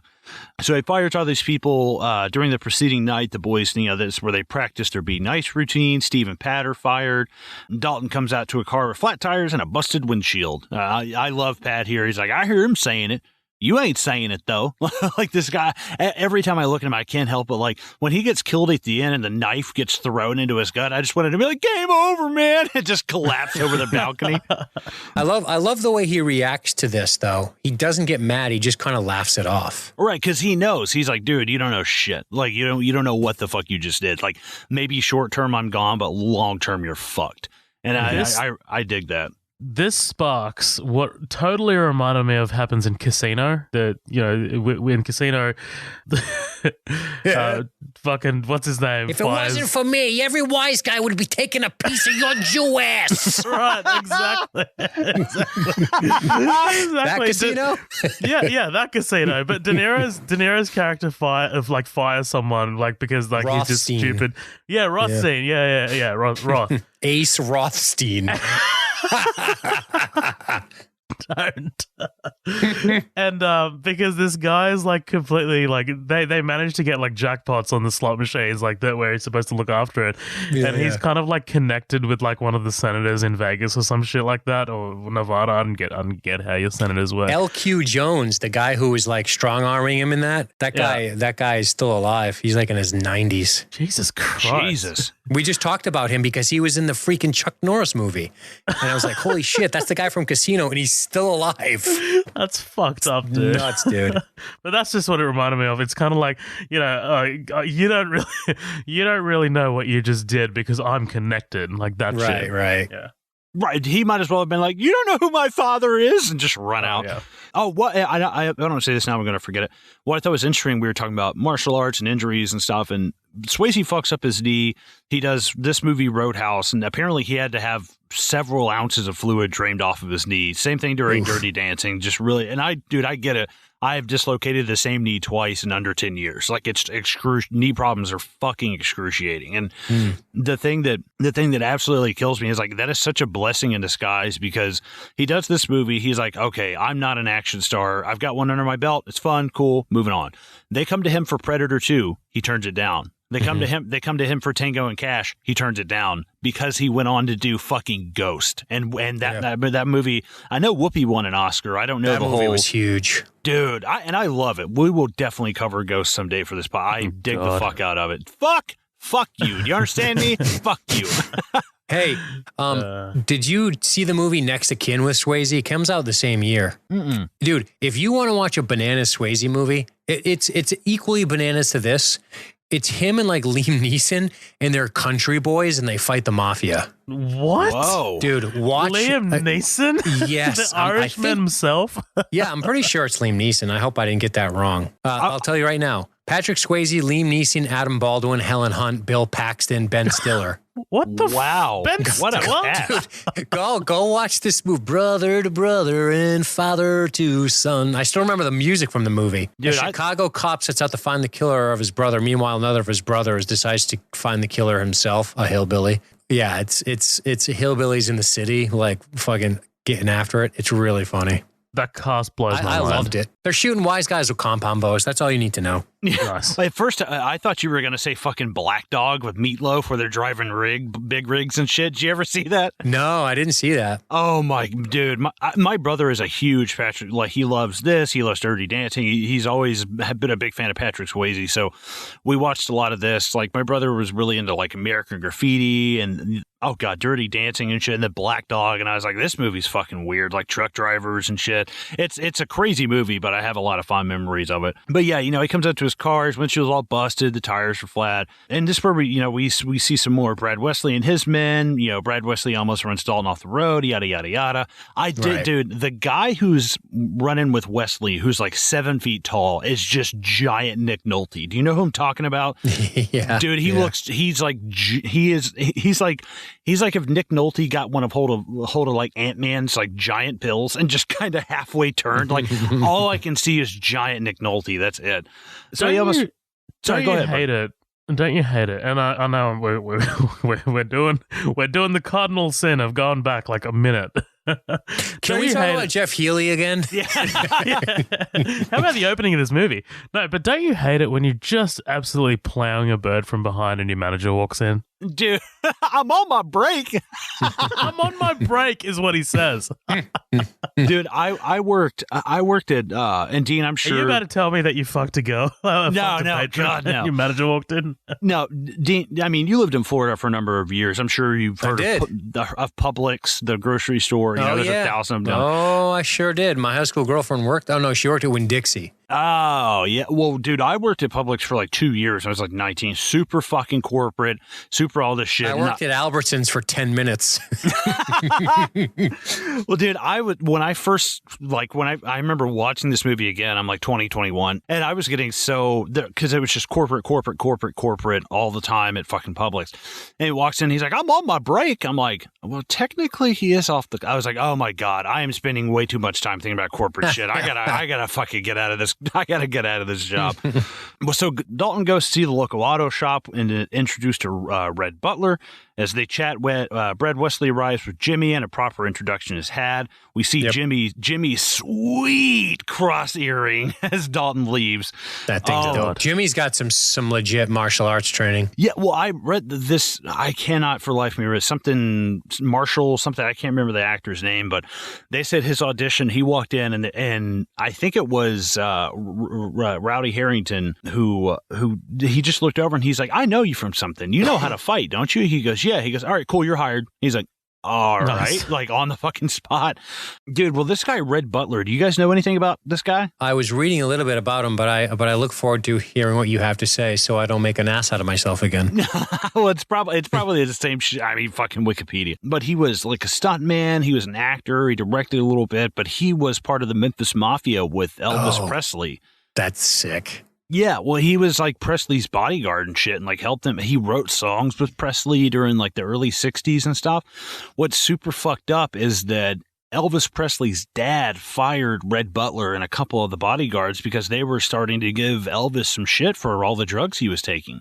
And they wrote a book called Elvis, What Happened? And it was like, dude, he's into these drugs. He really needs help. And everybody was just like, oh, you're just pissed because you got fired. Fuck you and blah, blah, blah. And then maybe a year later, Elvis dies, and everybody's looking at Red Butler like, oh, fuck. Like, you were dead on the money. He's like, yeah, nobody wanted to listen to me. He's like, one of my best friends fucking died because nobody gave a shit, and they were just all pumping him full of drugs so you go out there and make money. And I was like, God, that's so fucking sad, man. Like, he was apparently done a lot of shit. He's born in Memphis, died in Memphis, which I was like, oh, that's fucking cool. He's just right down the road. Well, I say right down the road. He's like 6 hours away from me. Either of you guys ever been to Memphis before? No, I've never been to. I've only been to the coast. Dude, I went once. It was a Red Hot Chili Peppers concert at the FedEx Forum, and as soon as you got out of the FedEx Forum, there's Bill Street, and they had it closed down. People are pissing on buildings and smoking weed and chugging beers and shit. There's cops on horses. Amazing fucking time. It was so incredible. Literally leave the venue and pull onto Bill Street and fucking eating barbecue and smashing beers and shit. It's like one of the most fun nights I've ever had. I definitely highly recommend going to Memphis. It's a blast. But yeah, when we kind of start getting this, hey, Red, beautiful day, isn't it? And he's like, well, it was. So this is kind of like our first introduction that something is not completely right with Brad Wesley and stuff. Even though he's already run fucking Dalton off the road, we needed this scene to know he's the villain. Like, there's no fucking way there's no doubt. Like, he rode in on a helicopter. Like, dude, and I get it. I know that Ben The only time you're not a villain if you're riding around in a helicopter for leisure is if you run Jurassic Park. Yeah, or if you're fucking Harrison Ford. That's like the only people who can get away with it.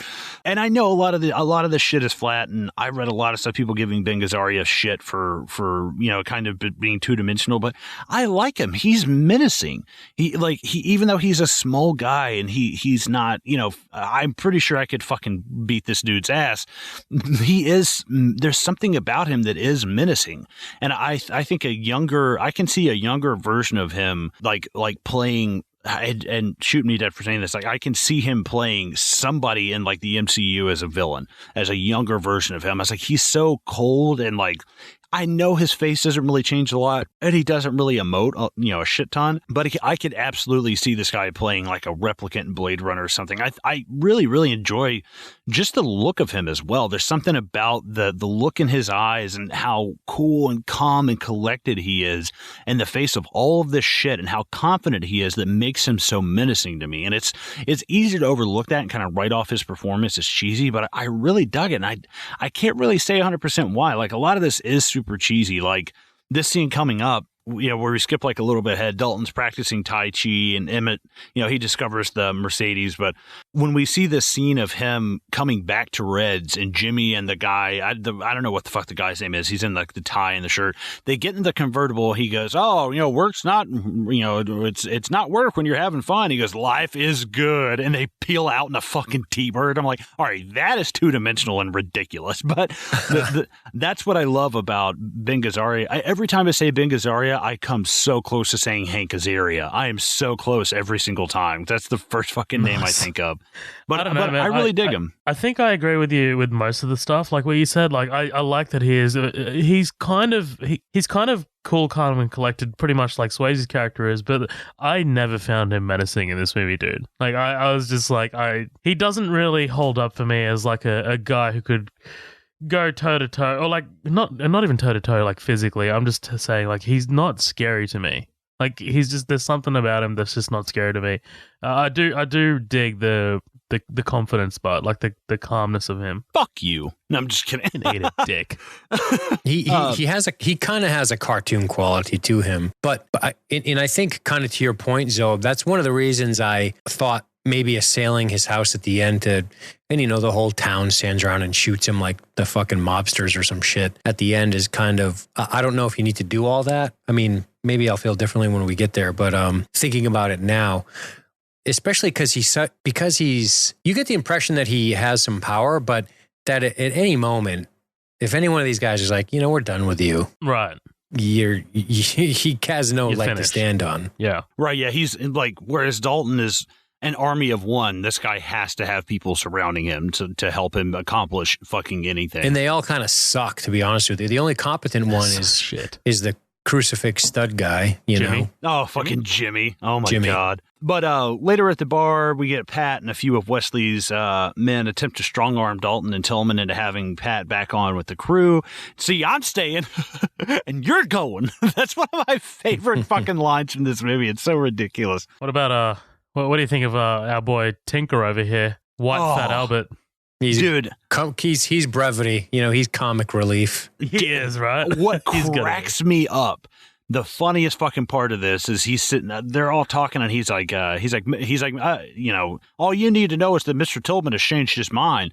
It's like, no, I think I need to know a little bit more about it. And he goes, I'll show you something. I'm like, you Chubby the Bear, you're going to come up and be the whole fucking Humpty Dumpty over here is going to be the one to teach Patrick Swayze a lesson. Like, you're out of your fucking mind. You can say that, dude, but he holds his own here. Sorry. I was just gonna say he holds his own here, dude. He manages to like go kind of toe to toe with like two guys at once when it's these guys incredible. Bust in. Yeah. By the way, Marshall Teague plays Jimmy, and he'd kick Patrick Swayze's face off in real life because he was in the service. He was born in Newport, Tennessee. Ooh. And he was the NATO heavyweight kickboxing champion. Oh, fuck. That's pretty good. That's why he looks so legit when he's fighting Swayze at the end. Yeah, I was gonna say there's something because I hadn't really seen this guy in any other movies. I didn't really know anything about him, but he's in Armageddon very briefly. What? Who is he in Armageddon? He plays one of the colonels, like his Colonel Davis. Oh, okay. I'm not gonna lie. I fucking love that movie, man. I know. It's nostalgia, and that's all I fucking love. I'm sorry. I fucking love it. Just start crying. Like you're in, like, hi, my name's Colin, and I'm an Armageddon fan. Hi, Colin. Was your favorite part the animal crackers on her belly? I was wondering if you'd bring that up because that was so fucking memorable to me. If it's Liv Tyler, yeah. Like, I've always had a thing for Liv Tyler, though. Actually, my favorite part's got to be all them fucking singing "Leaving on a Jet Plane." Michael Clark Duncan leaving, like that deep ass notes. But yeah, of course, this fucking fight breaks out. Yeah, like you guys were saying, Tinker takes on like one dude and he's holding him. There has to be two guys to fight him off. I was like, okay, this is where I'm like, all right, now you're starting to lose me. Like any of these other dudes, but not Tinker, man. But I do like the choreography here. You know, he fucking stabs Dalton and Dalton throws that guy through the window and stuff. I can't remember this. I think O'Connor's this guy's name. I actually love this whole fight of taking him through the window, getting thrown down a whole other level. Mm-hmm. I do like the choreography with O'Connor right here. I think that this is probably the best with this guy. If you really, I've watched this 3 or 4 times in like the last 72 hours. So like as I try to pay attention more and more to the choreography as I'm watching it. And O'Connor's probably one of the worst ones with a lot of this like choreography. It's really bad, but this is one of the scenes where I think he stands out like decently, you know, getting his ass kicked. Well, and the whole breakdown here is basically like what we were alluding to earlier. They say that even though the bar is owned by Tillman, the alcohol he serves is provided by Brad Wesley, who is Pat's uncle. Therefore, he is not an employee of the bar, but of Wesley himself. The fight breaks out. They're quickly dispatched. They're forced to leave, blah, blah, blah. Dalton heads to the hospital with his knife wound, and we are introduced to Dr. Clay. God, this woman still is gorgeous, dude. She's like beautiful. She's 60-something years old and just is so naturally fucking pretty, man. And it's, as a kid, you know, you're just like, oh, wow, tan and blonde and blue eyes and big tits, I'm in, you know. But as I get older, you know, I'm not so much into that. But she's still one of those where I'm like, sorry, what did you just say? You're not into what? It's like, as I get older, I'm not so much into the stereotypical, like, blonde hair, blue eyes, tan, big tits. Like, I mean, it's obviously it's enjoyable, but like, I'm into the willing. Yeah. Dude, that same brother I was talking about earlier, as he was like, you want to hear a good pickup line? I'm like, yeah, what is it? He goes, hey, nice shoes, want to fuck? That line always made me laugh my ass off. But, you know, we're introduced to Dr. Clay right here, and, you know, they're kind of flirting back and forth. This is so trivial, but like if you catch his medical report, I just saw it. His name is James Dalton. I always wondered. I was like, oh, James, okay, that's interesting. Which is apparently really relevant in the sequel. Have any of you guys seen the sequel to this? No. No, me neither. I have. So you haven't seen the first one. I'm not even going to answer that question. Yeah, I was going to say. Zoeb's like, yeah, actually, it's one of my top 10 films. I would quit this fucking podcast if you hadn't seen the second one and not the first one. Speaking of Kelly Lynch, I've seen her only in one other thing before, and that was that first Charlie's Angels movie. Like she played the villain. She was also very hot in that. Like, man, but like this movie, dude, I was just like, man, you can fit that ass on a nickel. So yeah, she tends to his wounds: 31 broken bones, 2 bullet wounds, 9 stab wounds, and 4 stainless steel screws to go along with his dossier of 9 staples, which he obviously refuses local anesthetic for because he is such a badass. Jesus Christ, man. He's like, I don't like poisoning my body with medicine. Excuse me while I smoke a cigarette the whole movie. Dude, That is, and it sucks. Patrick 80s Swayze, as fuck. dude, he died at such a young age. Patrick Swayze. It's been 10 years, but literally when Carrie Ann goes to wake him up and she brings him breakfast, rolls out of bed, pops a Marlboro Red in his mouth. It's like, dude, they're cowboy killers. So like fucking coughing. You can hear it you can hear it in his voice. Like when he laughs, it's like, Jesus. Oh man, like. Watching this, I was like, I gotta quit smoking, dude. I was like, that is so fucking like, it made me, I don't smoke nearly as much on this level, and it made me fucking nervous. I was like, oh my God. But yeah, they're kind of flirting back and forth. She talks about in his medical records that he's got a degree in philosophy. Why is that a common thing? Are your degrees put in with your medical records, or is that total bullshit? I was like, what? It kind of threw me through a loop. I was like, I couldn't imagine if she was like flipping through and she's like, oh yeah, okay, cool. So your favorite color is purple. What's that like? He's like, what the fuck? Like, why do you know that? Yeah. Dalton, tell me about Thus Spoke Zarathustra, please. What the fuck? Oh, that Nietzsche. That was the most ludicrous thing in this movie to me. Slave morality. Let me tell you about slave morality for 10 minutes. This is how I get laid. That and the scars. I will, and that's one thing I actually love about when it shows. They have that kind of. The outline in his file of like the body, and there's cuts and little stuff, and when you see his back, like he does have scarring and stuff in those places, and I was like, that's kind of cool. At least there's somewhat consistent with that. Like, again, it's one of those things that's so trivial, and I wouldn't even really care if they didn't stay consistent with that, but the fact that they do, it makes me appreciate it a little bit more. Like the fact that they do take that seriously. I don't know. I'm not a stickler for little things like that. I could go either way, but when they do it, it makes me appreciate it a little bit more. The fact that you could have just thrown this to the wind and I never would have known. And the fact that they do it, I was like, oh, that's fucking cool. I like that. Oh, dude. Best line in the movie. You guys ready for this shit? I am. Hit me. Do you ever win a fight? Nobody ever wins a fight. Oh, that's good shit, dude. Like, it makes me think of Bruce Lee. That's the first thing I can fucking think of. I'm not a fan of I'm not a fan of Bruce Lee movies. I'm not gonna lie. Some of that shit is just really cheesy, and he is an amazing actor, an amazing martial artist. But his book, I have a book of his called Striking Thoughts. It's just kind of like his musings, and it's a mix of philosophy and martial arts. But what he stands for, I think there's a lot of Bruce Lee and Dalton in this, 100%. I can really see it. The whole thing of Bruce Lee's philosophy, from what I've read, was he was like, you do not strike first in a fight. You do not start a fight. If you are on the defensive and you're letting them come to you and you're basing your movements off of the way that they're striking at you, you will almost always win. And I was like, that's incredible. I was like, that is so fucking cool. And I can see a lot of that in Dalton. Dalton's like, take it outside. You don't fight unless there's an absolute necessity. Definitely throw the first punch, though, if you're in a fight. Yeah, definitely bring a razor boot with you.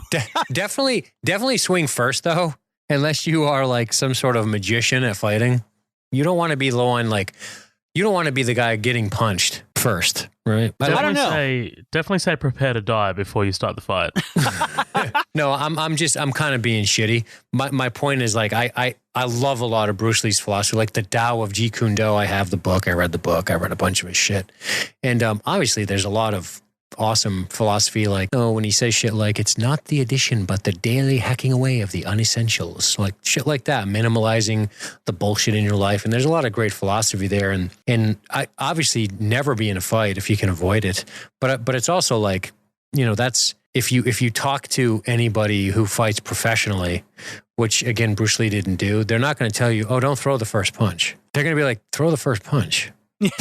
Yeah. If you're in it, fucking in it to win it, man. If you're fighting, make sure you're doing the fighting and not getting the punches in the face. But I think it's more of that honor. Like, don't be the guy out there because you're a trained martial artist throwing punches at people, I think was kind of what he was getting at, Right, yeah, exactly. The little bit of boxing that it was a lot of backyard stuff. I've never been to a boxing gym. I'm not a fucking boxer.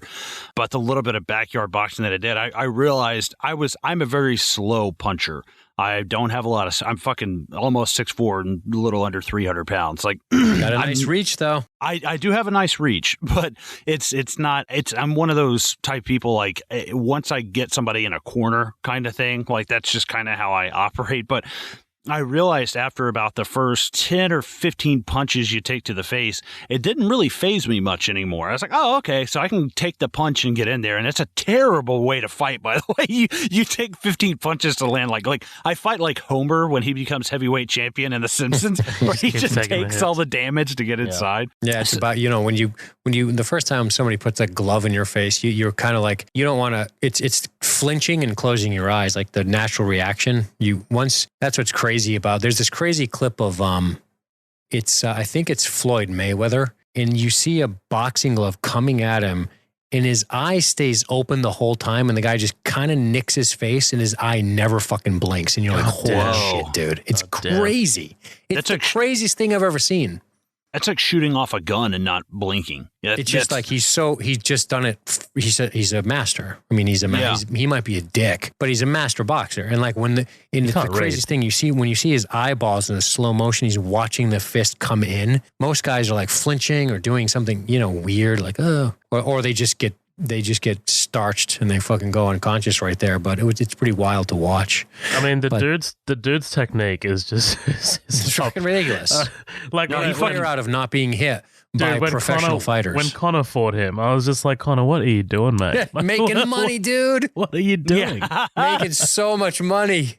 Yeah. You better be good at fucking fighting, that illiterate fuck. But dude, all right, quick story. When I did this little bit of backyard boxing, if the handful of times I've done it, talking about getting my fucking nose broken shit, I'm boxing a guy. It was actually a very fair fight. A friend of mine, Jordan Clay, he's about an inch or so taller than me, maybe got 20 pounds on me, big dude. And we're sitting there, we're boxing, we're only going for, we're not really going crazy at first, and then that's how it always is. Exactly. And you got a couple of 15, 16-year-old kids who have something to prove. All their buddies are around and shit. Of course.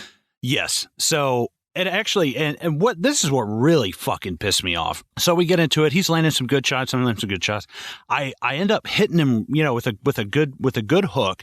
Kind of rattles him a little bit. He turns his back. I wish I could just show you guys the visual. He turns his back to me, puts his gloves on top of his heads, and just bends. Like, it looks like I'm about to fuck him in the ass. Like, he's just bent over in front of me with his ass towards me and his head. I was like, what the fuck are you doing? I was like, and it threw me through such a loop. So I just punched him in the fucking kidney as hard as I could. I just fucking wailed him, and it turned him around. I was like, dude, what are you doing? I was like, that's the weirdest. Like, you might as well just lay on the floor in like fetal position. I didn't understand that.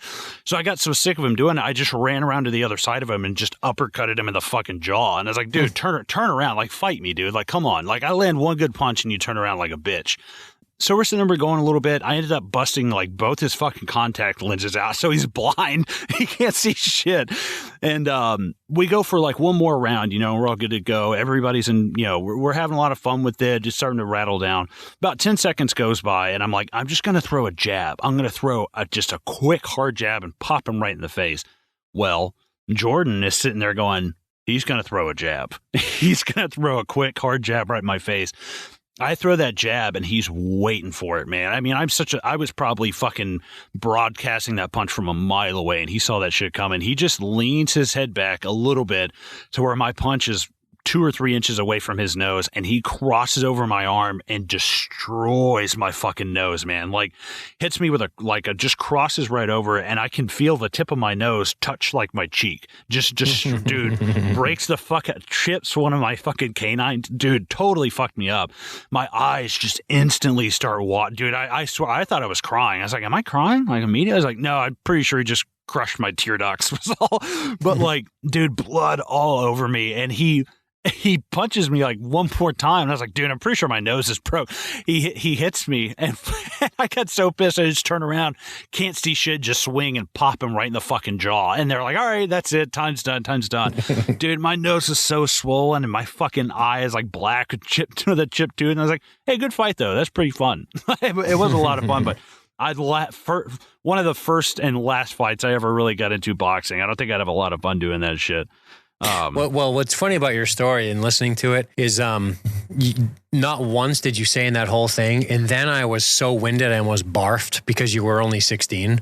Oh, dude. Nowadays, dude, if you just hit a heavy bag for 3 minutes, you're going to be like, this is fucking brutal. I can't tell you how many times as a kid I walked in and just swung everything I could at a heavy bag. I was like, my fucking wrist, dude. Like, fuck yourself up like right off the rip. Yeah. But sorry, back to this. They flirt back and forth. He invites her for a cup of coffee. That, Zob? So you better keep your ass in line or you're getting a fucking punch in the face. Yeah, dude, I used to. I was trying to find an opening there in fucking Colin's story, but it went on for 8 years. But Jesus. No, eat shit. He should do a podcast with Anderson. It can be called the longest podcast ever. I'm kidding. I'm just teasing you, buddy. Actually, little known fact. I actually did used to go to a boxing gym when I was in 7th or 8th grade. Actually, both years. Now I couldn't like keep up in terms of stamina because I was still your a chubby fucking kid. last name is Ali. I was shitting. God damn it! Somebody got a big head because their last name's Ali. I was gonna say. I know. No, I couldn't keep up in terms of stamina because I was a chubby kid, and still am. Like I couldn't do full 3 minutes in the ring because that shit is like it's intense. It's intense, dude. Like it is fucked. But yeah, I can definitely fucking take a hit, man. I had my own boxing gloves. I've still got my own boxing gloves. I've still got my own wraps and shit. Like yeah, like they're fucking in storage somewhere. But you know it's fun when you move around with a boxer and you realize, oh, I can't hit him at all. Right? Yeah, it's like hitting air, dude. It's like hitting air. Oh, okay, so he's just playing a game, and I am like dying up here, and I can't land at anything at all. Zero things. Right. It's like fucking being hunted, dude. It's like, dude. It's like getting in the ring with a ghost. Oh, insane. It's like it's crazy, dude. It's like trying to catch the greased up deaf guy from Family Guy. Like it's so fucking hard. You ain't never gonna catch me. Exactly. So yeah, he invites her for a cup of coffee if she's in the neighborhood. Blah blah. We're just kind of establishing this romantic shit going on. I was gonna go right past it, but this hilarious scene of Wesley talking to these guys as they come back, smash cut to the monster truck going down his fucking driveway, dude. I laughed. So I was like, why? Why the fuck do they have that thing? Because it's the 80s. Oh, God. It was so like... Executioner, Sunday. Oh, like, and I heard this is actually, I think this is either the Bigfoot or the Undertaker, the fucking monster truck. I can't remember which one it is exactly, but this was a big deal to have in the movie because it actually, some of the scenes later on, you will not believe what it cost them to have this fucking truck in this movie. But he beats the shit out of O'Connor. Yeah, I love that. He's like, you know what I hate about you?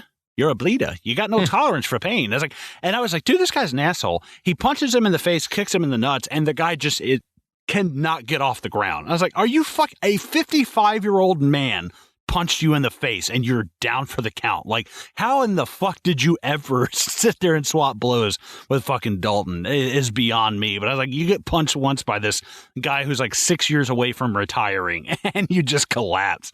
So oh, God. The monster truck was Bigfoot number 7, and it was originally built for the film. And that scene later, where it finally comes into action, that cost $500,000 to film. Dude. $500,000. In 1989 money. Yeah, so $1 million basically to film that fucking scene. That is ridiculous, man.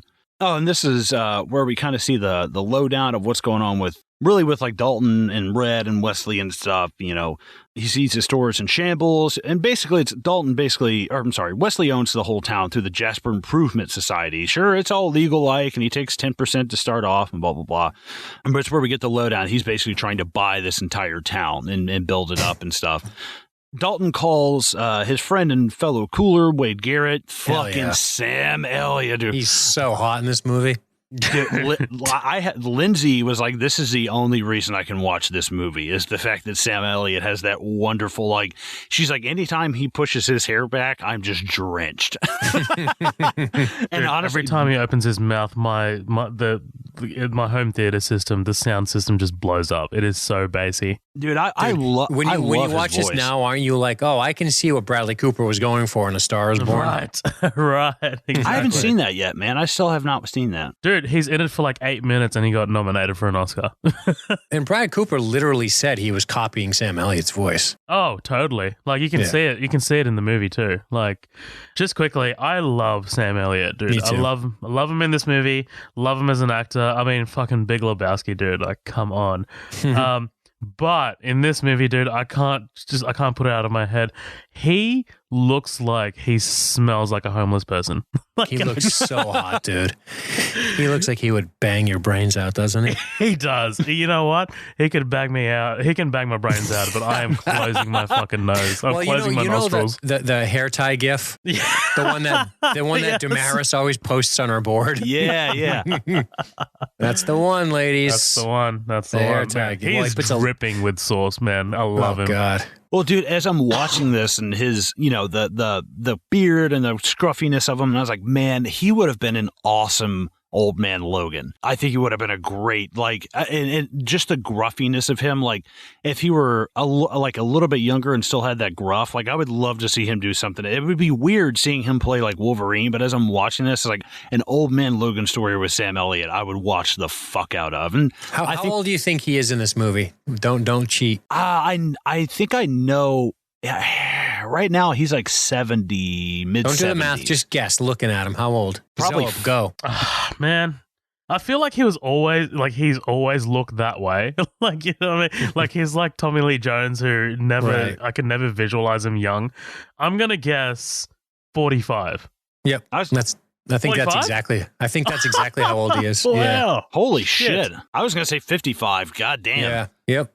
I knew I lowballed it. I was originally going to guess somewhere around 50 something, like early 50s, but then I'm like thinking about, like, he's still fucking active today. Like, dude, he's 45 in this movie and they're calling him old man. Brad Pitt's 55 in Once Upon a Time. God. That's fucked up. That's fucking bananas. That's fucked up. Man. Well, plus they're calling Sam Elliott old man, and I'm like, how old is Pat? He's not. I mean, Patrick Swayze's probably what, like mid 30s when they're doing this? At most. I think he's got 10 years on him.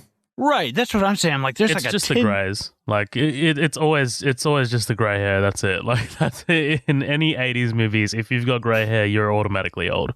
Somebody told me people are dyeing their hair gray now, guys. I'm like, what? Are you just telling me that because I have gray hair? Dude, I'm not gonna lie. Make you feel better. as somebody who went tragically bald at a young age, I would have loved to gone gray. I would have fucking really dug it. I got the gray gene, not the bald gene. Thank God. Yeah. I haven't only because I don't have the fucking, like, my nose would look. I would look like a fucking goblin from like Lord of the Rings with this beak if I had no hair. It'd be way too disproportionate on my face. Oh God, that's fucking hilarious. And that's like I was saying. We get the lowdown. He's basically owns the town. Dalton calls his friend Wade Garrett, sees if he knows anything about Wesley, which he doesn't. And I like the fact that that Wade can kind of pick up on the fact that he's like, all right, something's up. Like, Dalton wouldn't be calling me if he could handle this by himself, but if he's calling me, something's kind of up, and it's enough to bring him into town. I really dug that. The fact that they're close enough friends, they can just pick up on it. Oh yeah, of course, another night, another fight breaks out. Real quick, think of the chances of him being like, welp, I have to use this phone at a laundromat. I hope he answers, because how else am I going to reach this man? Because it's 1989. Oh, dude, I'm sorry. And I flew right past it. The wet G-string contest, that woman with the top hat, oh my God. Like, I was like, first, she looks like Stevie Nicks. Like, the only thing I could think of. Oh, fucking drop dead gorgeous woman. And I love, you can tell the rapport between them. Like, I've had some friends that were bouncers at like strip clubs and stuff, and they're like, dude, the chicks love us because A, we have their backs, and B, they tip the fuck out of us just for walking them to their cars. Sure. I get tipped. They're like, I get tipped out probably $20 a chick just walking her to their car once the shift is over. I was like, that's amazing. I have been asked before to do this, and I was like, fuck no. There's no way I'm gonna be a bouncer, man. I'm not dealing with drunks. I'll get fucking stabbed or something. Just because I get it, man. Especially strip club bouncers. That's a tough gig, dude. You get a bunch of horny drunk guys, and nah, no fucking way, man. Like, I get it. I am lucky enough that I've been told multiple times in my life, it's like, dude, if I saw you in a back alley, I'm like, dude, if I saw you in a back alley, I'd be like, oh, fuck. Like I don't know. What am I going to, I guess I'm going to take 15 punches to the face to get in there to throw one. But I'm not that type of person at all. I'm definitely a gentle giant of like sorts. I've never, any fight I've ever been in. Sorry, another quick story really fast. One of our other hosts here, Danny, we work at a grocery store 15 years ago. You know, we're in high school and stuff. We might have just graduated. We got a guy stealing beer. They caught him on the camera before. He comes back. They know he's stealing the beer. Danny calls me up there from the meat department. So I'm wearing this big white coat and covered in blood. I've got these huge like boots on and stuff. And Danny confronts this guy. This guy grabs Danny and just slings him across the fucking store, like throws him into all these shopping carts and shit. And I don't get pissed until you do. Like, I've known Danny since middle school. I was in his wedding. I know him very well. We're still friends to this day. And it just snapped something in me. And I'm not going to sit there and throw punches with this guy in the middle of the store. I just grab this guy and I pick him up. And I just wrap my arms around him. I just lift him up in the air. Just some 50, 60-year-old man who's like 5'7", 180 pounds. And I was like, dude, okay, you're not going anywhere. The cops are on their way. Like, you're probably going to get an assault charge. Like, you know, you're not going anywhere. Well, he starts digging around in his pocket. I was like, oh, fuck. And the only thing I can think of is to squeeze this man as hard as I can with everything that I've got. And I felt like an asshole because I'm sitting there and my chest is cramping, my arms and muscles in my back are cramping because I'm not working out at this point ever. And I've never have to do this shit.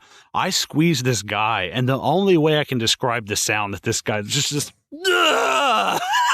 fucking sound that this guy lets out. Give him a big old bear hug. Did he poop? He smelled like shit. He probably shit himself before he even got in the store. But he goes to reach in his pocket again. And I set him down and I was like, if you don't get your hand out of your goddamn pocket, I'm going to kill you. Like, I'm going to knock your fucking head off. And he pulls this beer out of his pocket that he was stealing. And I was like, oh, I'm so sorry, dude. Like, he was just trying to take the beer out of his pocket. And I was squeezing this man like an empty roll of toothpaste. Like, I was just squeezing the life out of him. I was like, I kind of felt like an asshole. The crazy part was they don't do anything. They're like, hey, pay us for the beer that you stole before. Get out of here and don't ever come back. Gets on his bike because he's not driving, gets on a bike, goes to another grocery store a mile away, gets caught doing it, goes to jail. I was like, God damn it, man. He didn't learn anything before. Sorry, that's the last story I tell, I promise. So that's exactly like the part where Patrick Swayze squeezes old Doc here while he's plowing her against the wall, right? Oh, yeah. Yeah, exactly. Like a perfect segue. These heart of mine. It's another fight. Another night, another fight breaks out when Wesley's men come once again to cause trouble, but are once again quickly dispatched as usual. The guy with the fucking razor boot. I dig the fuck out of that, man. That is so goddamn funny. That reminds me of the film Cyborg with Jean-Claude Van Damme, and he's got a hook on his boot for kicks. It's pretty sweet. I've never seen that, man. I'm lacking on the JCVD, it's to really be honest. Bad, but I really like it. There's a cult quality to it. It's a low budget sci-fi kick 'em up. Unless it's Universal Soldiers, I'm fucking lost, man. I loved that as a kid. I loved Universal Soldier. Double Impact, dude. I've never seen that. I'm slacking, man. What'd you say, Zob? Double Impact. That's a movie. Him and his black silk underwear. Oh, God. Well, Wesley and his men, they get, they're dispatched quickly. They get the shit beat out of them. After the fight, Dr. Clay shows up and the two go out, getting to know each other a little bit more. I dig that line. He's like, well, I better take you home. I'm sitting here talking to you. You're going to think I'm a nice guy. She's like, I know you're not a nice guy. That's cool.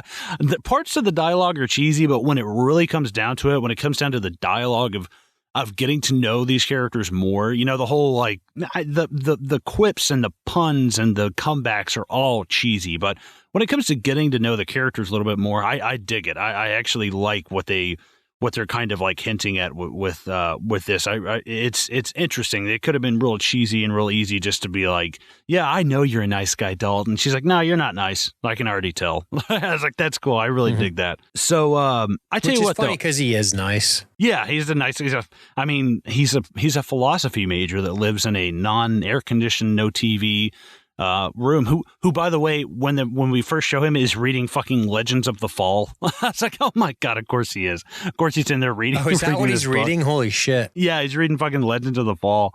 Speaking of Brad Pitt. Yeah, exactly. But I tell you what, I think we're at about the halfway point here, guys. What do you say we take a break? Okay, dude. Sure. I gotta drain the main vein. Well, I tell you what, guys, we'll be back. Don't go anywhere. We'll be back with the rest of our coverage of Roadhouse.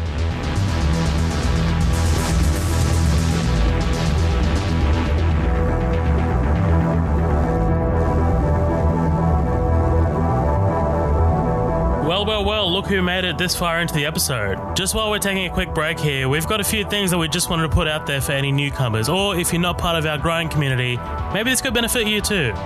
Firstly, we just want to let the newbies know about our episodes and the way Midnight Double Feature currently is structured. As you know, right now you're listening to one of our feature presentations. When we started the podcast, we basically built the show around our feature presentations.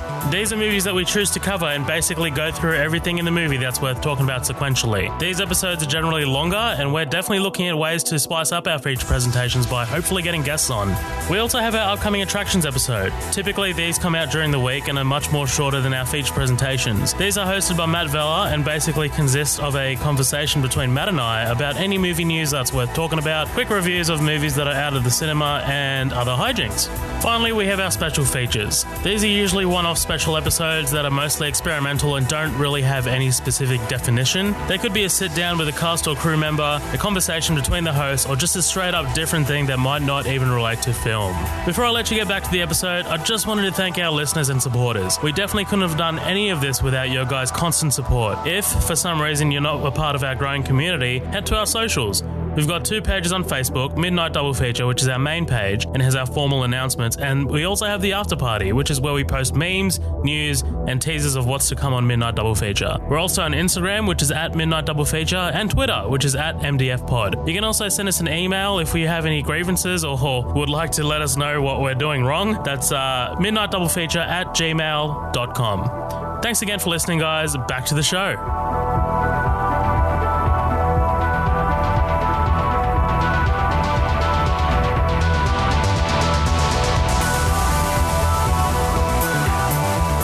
Guys, what's going on? Welcome back. Coming back at you with our second half of the coverage of Roadhouse, because we are freshly squeezed, as we like to say around here. Got our pee breaks in, got our glasses refilled and ready to go. Picking up kind of where we left off, we see Dalton having the scene with Dr. Clay, getting to know each other a little bit more, and getting into the scene where Wesley asked Dalton to come. We kind of have this proper, really like face-to-face conversation. I love Tinker and O'Connor coming up to Dalton as he's sitting on the car, and he just jumps up, and they both like, like they both like jump back from him. So he calls him over there. He asks him, "Hey man, come and work for me. I'm eventually going to own the Double Deuce. What's it going to cost you?" You know, he refuses, and we get more of this backstory about Dalton having killed this man in Memphis. You know, ripped his fucking throat out. You know, said it was in self-defense and shit. Like the most outrageous thing of all time. Oh, the self-defense or the ripping the throat? The ripping the throat out.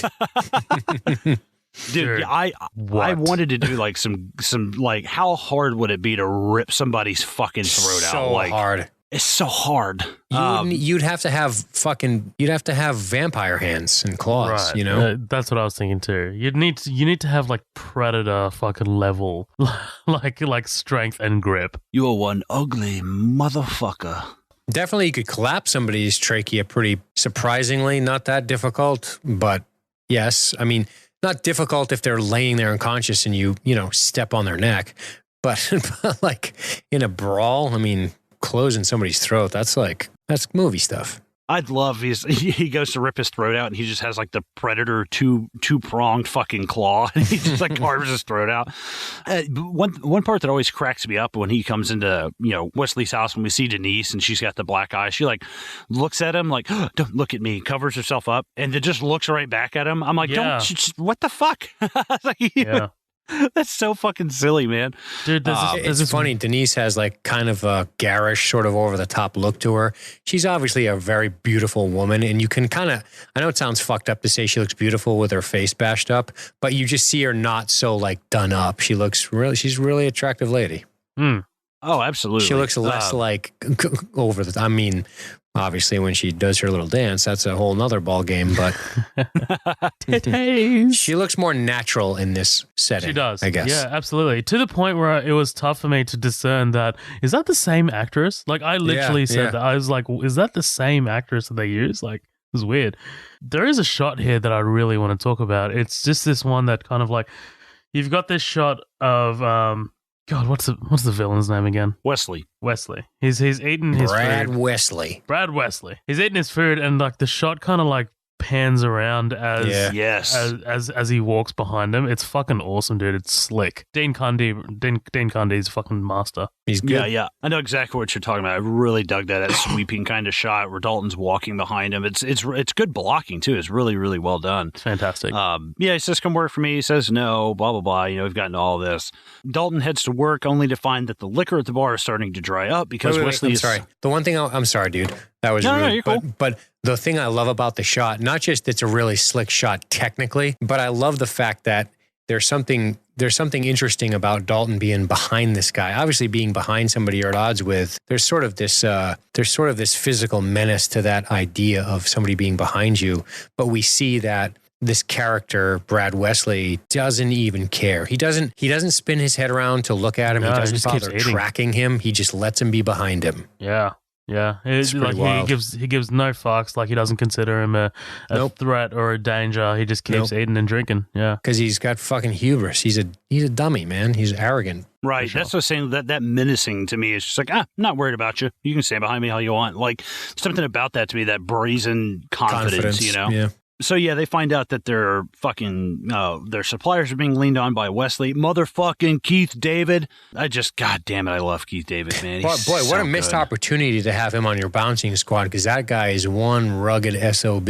Oh, dude. Well, so apparently the scene that they deleted with him is because Rowdy Harrington was saying, he's like, listen, we know there's not a lot of diversity in this movie. In fact, the scene was Keith David showing up at the bar with his girlfriend, and a couple of these rednecks start, getting kind of like racist with them and, just being idiots and stuff. And he and Dalton kind of have this fight with these rednecks, and he's like, hey, you want a job? I was like, oh, that's fucking cool. But they they had to start chopping shit left and right, and that was one of them. It's also not a stretch to say that the double deuce is not going to attract black clients. Right. Exactly. Oh, God, no. I'm like, what the fuck? No. Like, you're probably not going to go here, right? Where a bunch of insane white people fight all night. I mean, I'm brown and I will never step foot near that place. I wouldn't even look at it. No, it made me think of that scene in Family Guy where it's like the Disney version of stuff. I'm like, oh, this is really nice. And Mort shows up and you're like, Jew. It's like the first thing I thought of. So, their liquor suppliers are being leaned on. Dalton makes a phone call. Dr. Clay once again comes to visit Dalton, and the two get to fucking. Oh, man. What do you guys think about, Zob? What do you think about this relationship between these two? Like, what do you think about Doc? And I'm really curious as to what you think about Doc and Dalton. I mean, it's fine. It seems very, I don't know, it seemed a little shallow. Yeah, a little bit, right? Yeah, I mean, like, there's not that much going on here. I mean, like, look, they're two fucking beautiful people. Like, they're two of the most beautiful people in this town, so naturally they're going to probably attract each other.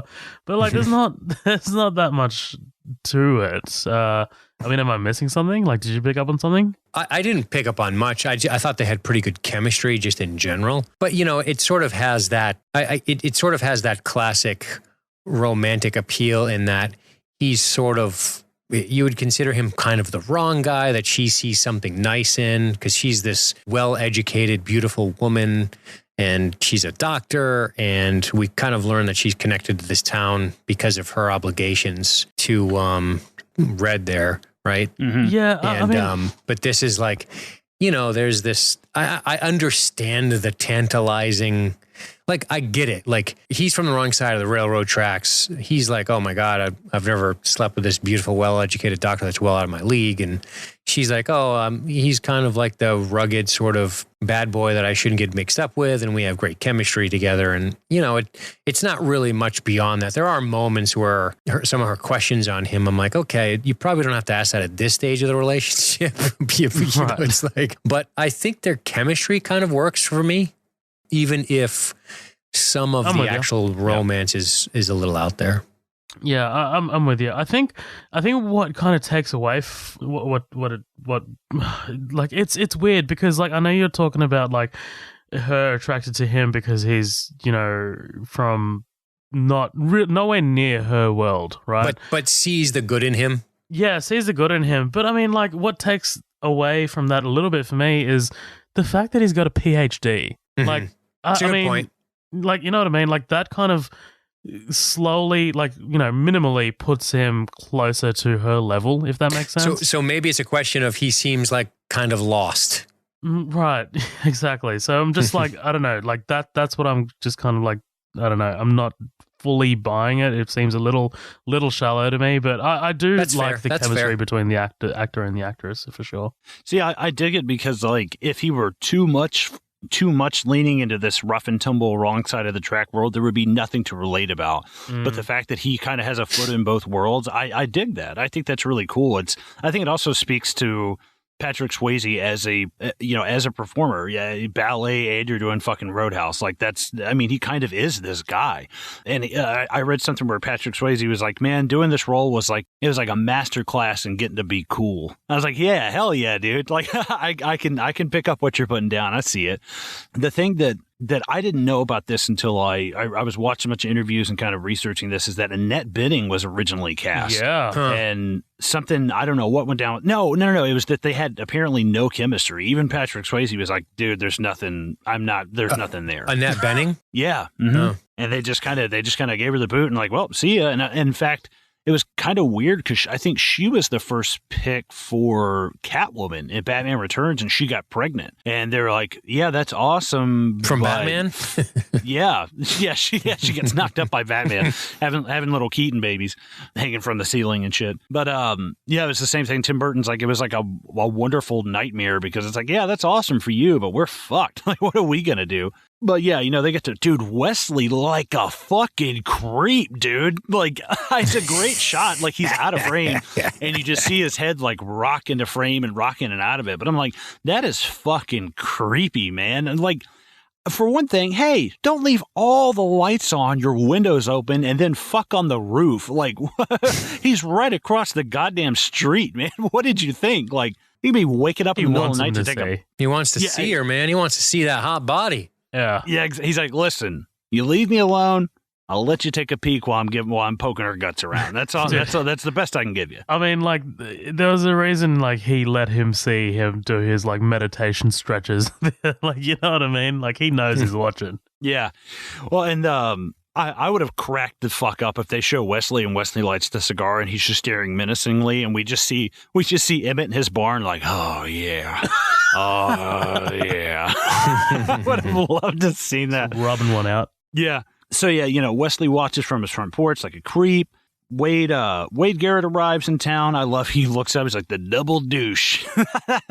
I'm such a child. That fucking line always cracks me up. And The just to double douche. It's the delivery for me. To backtrack like 2 seconds, I love when Emmett's like, oh, you got a woman here? Yeah, she'll be back. Well, if you're smart, you'd pitch your tent. I wish Dalton had been like, I already did. But the line, he's like, well, maybe she'll have smarts enough for the both of you. I'm like, I dig that. That's a cool line. This guy feels so genuine. Did you hear about the Bill Murray trolling them, the sex scene? Yes. It's really funny. Yeah. Do you know about this at all, No. Zohab? Can you hit me with this? Yeah. So, what is it? Bill Murray is friends with Kelly Lynch's husband. I'm not sure what Mitch his... Glazer. Yeah. And that whenever, and this went on from Bill Murray and all of his brothers will call him and be like, hey, yeah, Patrick Swayze's fucking your wife right now on TBS. That's gold. That's fucking awesome. It's pretty much gold. Oh, yeah, he's like writer, producer, director. And the reason Murray knows him is because he was the writer for Scrooged. Oh, there you go. Oh, okay.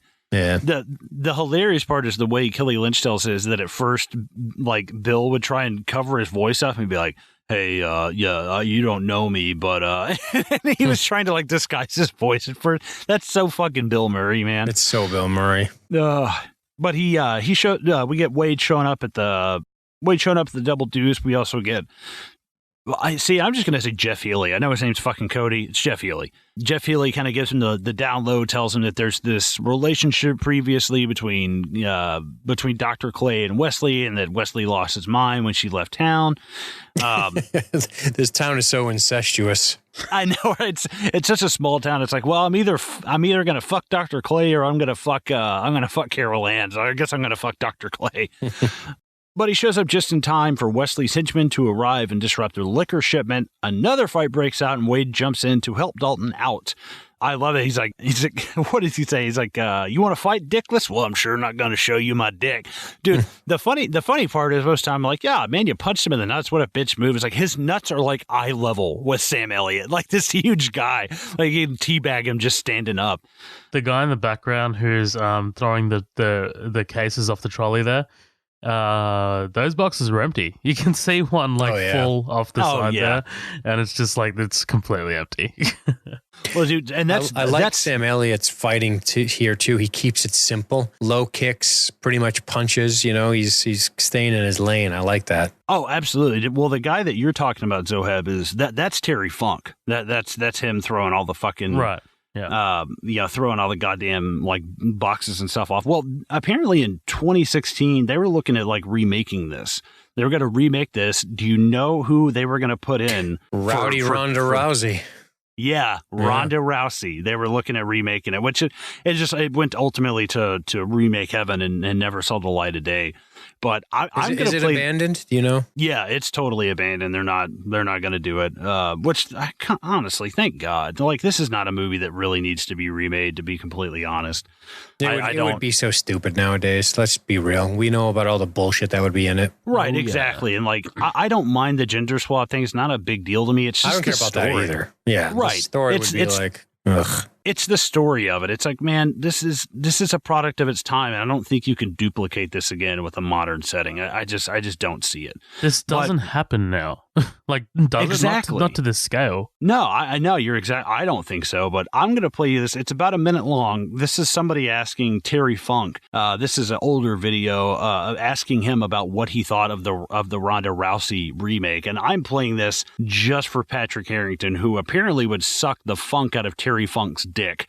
So I'm gonna play it for you guys really quick. What do you think about this Ronda Rousey being in Roadhouse? Ronda Rousey? I never heard of goddamn Ronda Rousey, you idiot. I know Ronda Rousey is. What about Ronda Rousey? Ronda Rousey, we don't even know who the hell that is. All right, so Rousey. Terry, what do you think about the new Roadhouse remake starring Ronda Rousey that's being rumored? You got to be fucking kidding me. Ronda Rousey in the Roadhouse.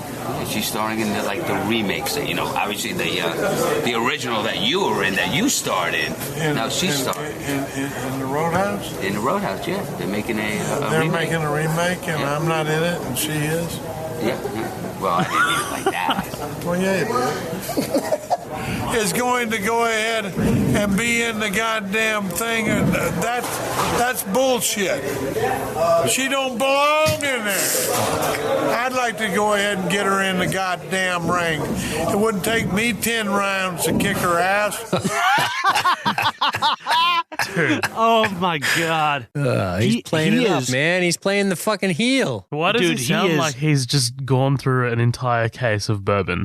Dude, he is literally drinking a Bud Light as he's being like, he's hammered ass fucking drunk. I'm like, that would be a hilarious fight to see him at his age fighting Ronda Rousey. I watched that and I laughed harder at that than I did at anything in this fucking movie, dude. Like the pause when they're like, what do you think of Ronda Rousey? You just like, what the hell? Like the look on it. I strongly urge anybody to watch that video because it is fucking hilarious. So he started in NWA wrestling. Yes, it was called NWA. Nice. Back where Dusty Rhodes was back in the 70s and even into like the first couple of years of the 80s. And do you know who is a huge wrestling fan who now owns NWA? Who? Because NWA wrestling is still around. Billy fucking Corgan of Smashing Pumpkins. Wow. He's a huge wrestling fan and he bought NWA. But yeah, Terry Funk was a champ for a while in like the 70s. He was a big deal back in the day in the wrestling world. See, I remember him from Over the Top. Back before they made a gazillion dollars. Oh, dude, like, man, when I was into wrestling, it was like Brock Lesnar and Rey Mysterio and shit, like the early 2000s. I was in it for a minute, very briefly, like fucking playing Yu-Gi-Oh! And watching wrestling and shit. But yeah, so this is, this fight breaks out. They end up trying to stop the liquor shipment and stuff. They, of course, they get their asses kicked. I just want to see one fight where fucking Wade and Dalton just totally get the shit kicked out of them. They're like, oh, fuck, we're supposed to win this fight. What happened? Not going to happen. I actually, side note, really funny. I just saw an article where Jason Statham, Vin Diesel, and The Rock all have contractual agreements that they do not lose fights in their scripts. It's like, oh my God, dude, that is so fucking petty. That is ridiculous, man. Like, So, of course, the two go out. Wade is introduced to Dr. Clay. The trio stay up late into the morning, dancing, drinking, and telling stories where we almost see Sam Elliott's dick. That was jarring, to be completely honest. I was like, whoa, like that is. Did it make you feel kind of funny down there when you saw that scene? There was movement. There was a lot of movement down there. Yeah. All right. Yeah. I'm just saying, slap the ruggedness of Sam Elliott onto Patrick Swayze's body, and I am creaming the floor. Like it's gonna look like the end of Ghostbusters, where there's just white goo everywhere. Lindsay was getting ready in the bathroom, and I was like, Lindsay, she's like, what? I was like, come here and watch this. She's like, is it Roadhouse? I'm like, yeah. She's like, I don't want to watch it. I'm like, you're gonna want to see this. She was like, yeah, actually, thanks for calling me in on this one. But we see the scar. I love that. She's like, a woman? He goes, oh fuck, what does he say? He's like, oh, is it a woman? He goes, oh, more than I can handle, or something like that. It's like a really good line. So they're going out, they're drinking, they're telling stories. Wade tells us via a huge exposition dump. Like I had to stretch to push out this dump of exposition that came. That Dalton was unknowingly, I guess, seeing this married woman whose husband pulled a gun on him, and that's the guy he ripped the throat out of, and blah blah blah. So we definitely know it's 100% self-defense, and that I like Wade's trepidation here. He's like, listen, you're getting involved with this woman. This is exactly what happened last time. You showed up to a town you barely knew, got involved with this woman, and you wind up having to kill somebody over it. So, like, watch your shit. It's like the wise old, teacher trying to get that last bit of knowledge across to him. I dig that. I really dig that a lot. I love Sam Elliott's so good in this movie. He's such a natural. He's got great chemistry with both Lynch and Swayze. Yeah. And he's just great. He's such a natural. He's so laid back. He seems right at home in this environment. He's funny. He's endearing. And yeah, man, he's a cool character. I kind of like if you go back to the Western comparison, it's sort of like the older gunfighter trying to impart the wisdom onto the younger guy who may be heading down a path that's going to land him in the same trouble he's been in the past. Right. It's very Obi-Wan and Luke to me. And I was like, oh, that's what's up, man. Like the line I love is she's like, oh, it's just the part where you tell me what a great guy your friend is. No, this is the part where I try and steal you for myself. Dude, I'm telling you, I got the strong vibe. I'm like, if Dalton were like, hey, I gotta go, he'd be like, oh, don't worry, I'll drive her back home. And he fucking plows the shit out of her. So yeah, but this is where the stakes are starting to get revved up a little bit. I did like the fact that there was like, okay, we're still going to have bar fights, but this has got to get a little bit heavier. Sure. I dug the fuck out of that because things are starting to heat up when Red Shop is blown up by Wesley, who finally comes to visit the Double Deuce like firsthand. That cost like, I think it was like $50,000 or $75,000 for them to blow that fucking thing up. Like, god damn. I mean, but it's awesome. That's a great shot. Dude, the two explosions we see in this movie, right? What is in those houses and what is in those structures? Like, is the studs are actually plastic explosives. Oh, right. And the roof is all tinder. It's all C4. Yeah. Okay. Got it. Nice. Basically. Yeah. Red's like, God damn it, I knew I shouldn't have put TNT in the foundation of my auto shop. It's like every car that's made out of plastic explosives in the 80s. They all blow up when they hit shit. Yeah. Dude, like it is so exaggerated. It's so beautiful. You know what? I although it is exaggerated, I love it because it's fucking practical, man. It looks beautiful. Mm-hmm. Yeah, absolutely. I've said it 1,000 times. I fucking goddamn love practical effects. We know. Just go listen to The Thing. But, of course, Wesley comes. He brings along with him Denise, who dances naked in front of complete strangers.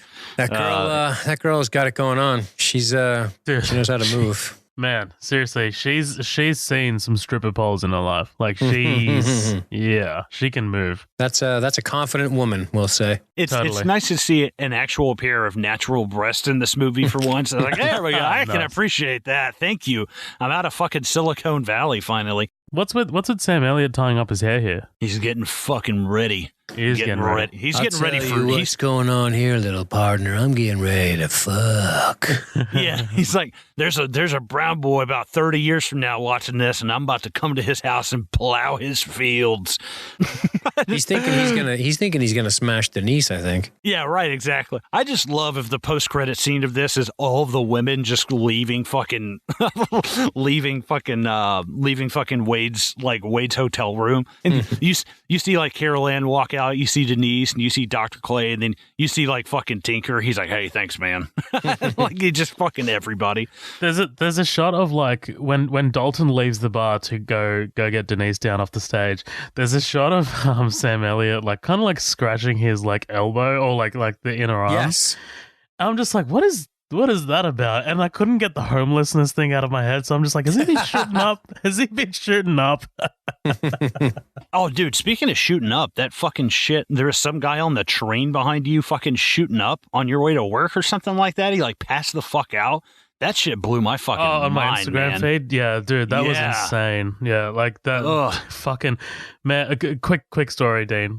So, like, I'm on my way home from work on Friday, and like, you know, it's fucking peak hour train like traffic, so there's so much foot traffic in the train. And like we walk in, and like in the carriages, this guy's like fucking passed out. And I'm like, oh God, all right, here we go.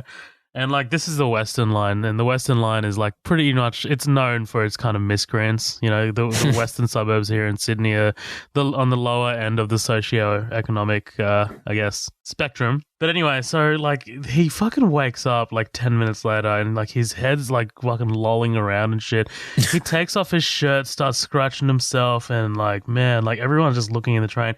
And then you're like, is that you, Wade Garrett? Sam Elliott? Is that you, Billy Corrigan? No, but yeah, so he like reaches into his bag and pulls out like a syringe, and he pulls out like an elastic, like, you know, I'm assuming to like kind of tie himself off. And I'm just like, if this guy starts shooting up in here, like in the middle of fucking, like there's children around, like I'm getting up and I'm fucking, you know, carrying him outside at the next stop, man. Like this is fucked. But he ended up leaving, but it was fucking intense. Like I'd never seen that before. Fucking wild. I'd love if you just like threw on a mullet wig and you're like, time to go, guy. You just fucking throw him off the train. Speaking roundhouse of mullet kick wigs, him. Did you know Patrick Swayze hated that mullet? Oh, dude. He was like, this is the bane of my existence. Yeah. There was apparently a joke about who had more hairspray in their hair, him or Kelly Lynch. Or fucking Diane in those opening scenes. Denise. Oh, my God. Excuse me. I was like, wait, Diane. But yeah, you know, Red's thing gets blown up. Denise shows up. She's dancing naked around.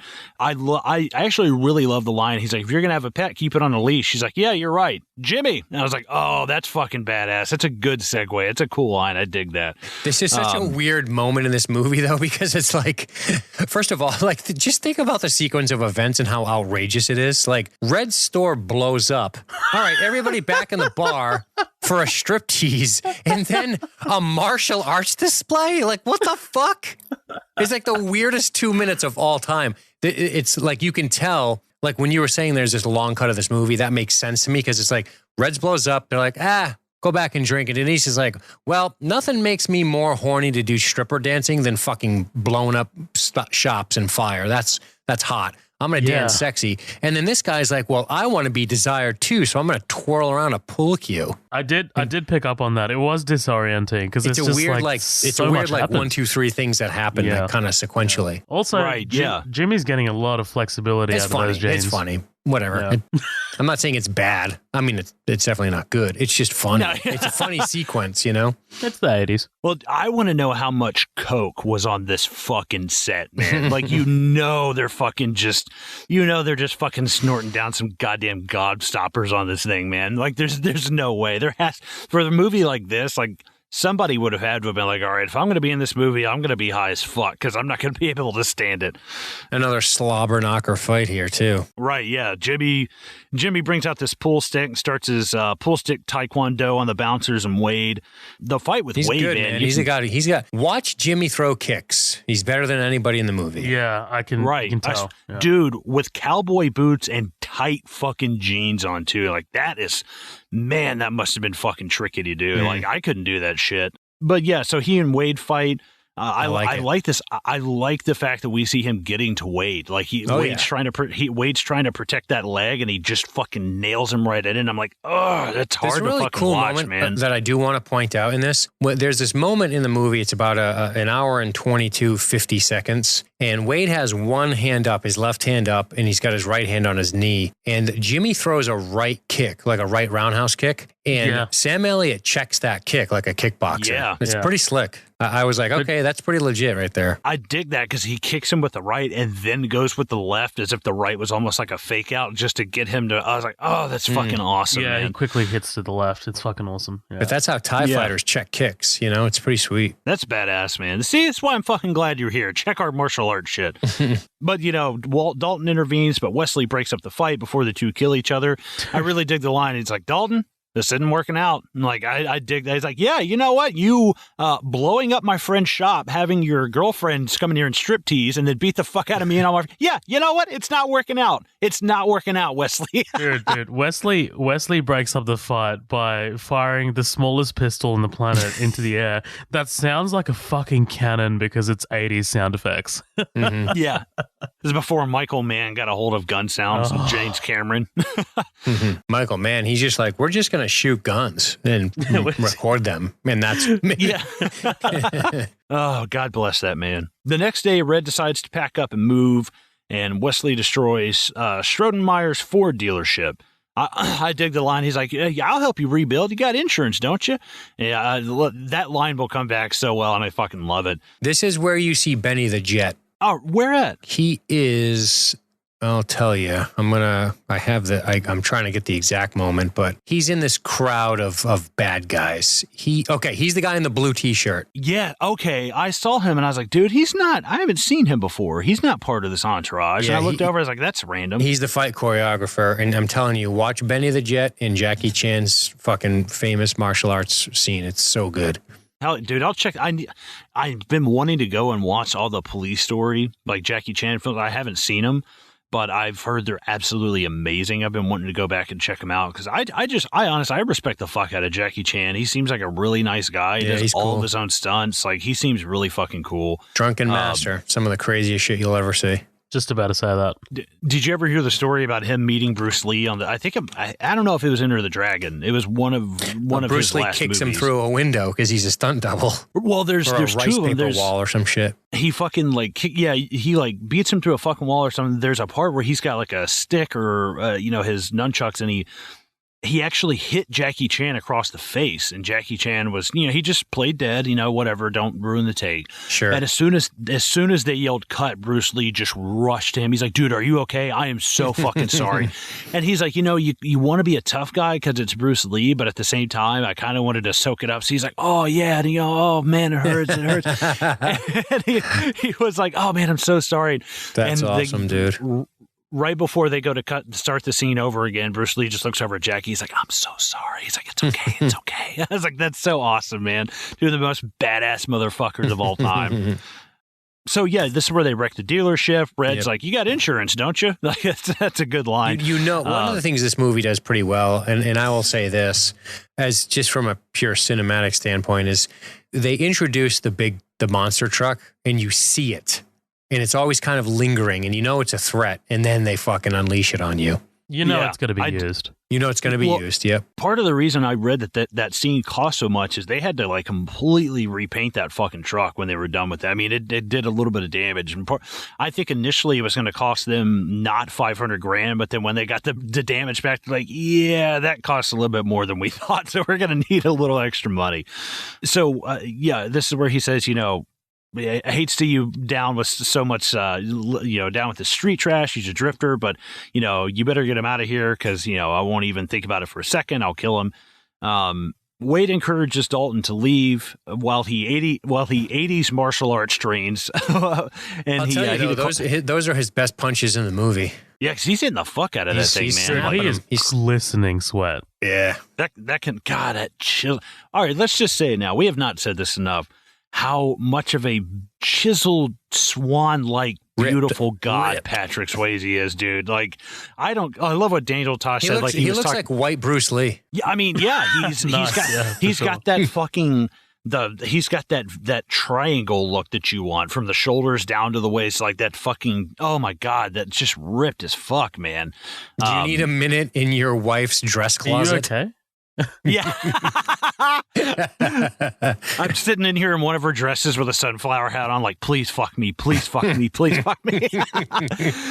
God, I mean, Jesus, he's just so fucking ripped, man. It's he's a good looking man. Yeah.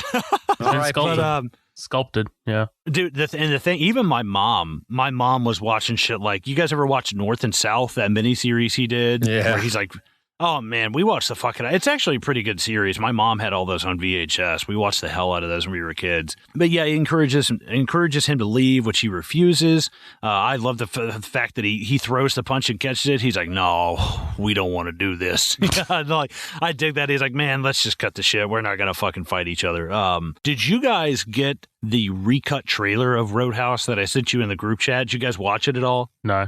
I didn't do my homework. Oh, my God. I didn't even notice that. I'm sorry. Fucking losers. No, I strongly urge anybody here, it's on YouTube, just search Roadhouse trailer recut, and it's recut like Brokeback Mountain between Sam Elliott and Patrick Swayze. It is amazing. It is so fun. Well done. Yeah, that's oh, fun. dude. Yeah. Like, whoever cut amazing. Whoever cut that trailer got the fucking shit that I'm like the gayest thing I've ever seen. Like all this shit. So yeah, Dr. Clay shows up after Wade leaves. She also begs him to leave, but their conversation is kind of cut short because Emmett's house explodes. It's an amazing shot, by the way. It's a great segue. The way that she's like, well, who's gonna save it from you? And it's out of focus behind her shoulder. I fucking love it, man. It looks so well. It just, God, I love the out of focus. The fact that it's not some big like, oh, let's zoom in and show it from way far back. It's like it's completely out of focus, but it's so big that you can't ignore it. It's so well done. The frame shakes as well. Like the frame, like it just as it explodes, like it kind of like, you can feel the impact of it. Absolutely, dude. It's great. Now it's absolutely ludicrous that Emmett is still alive. That's insane because they pull up to the house.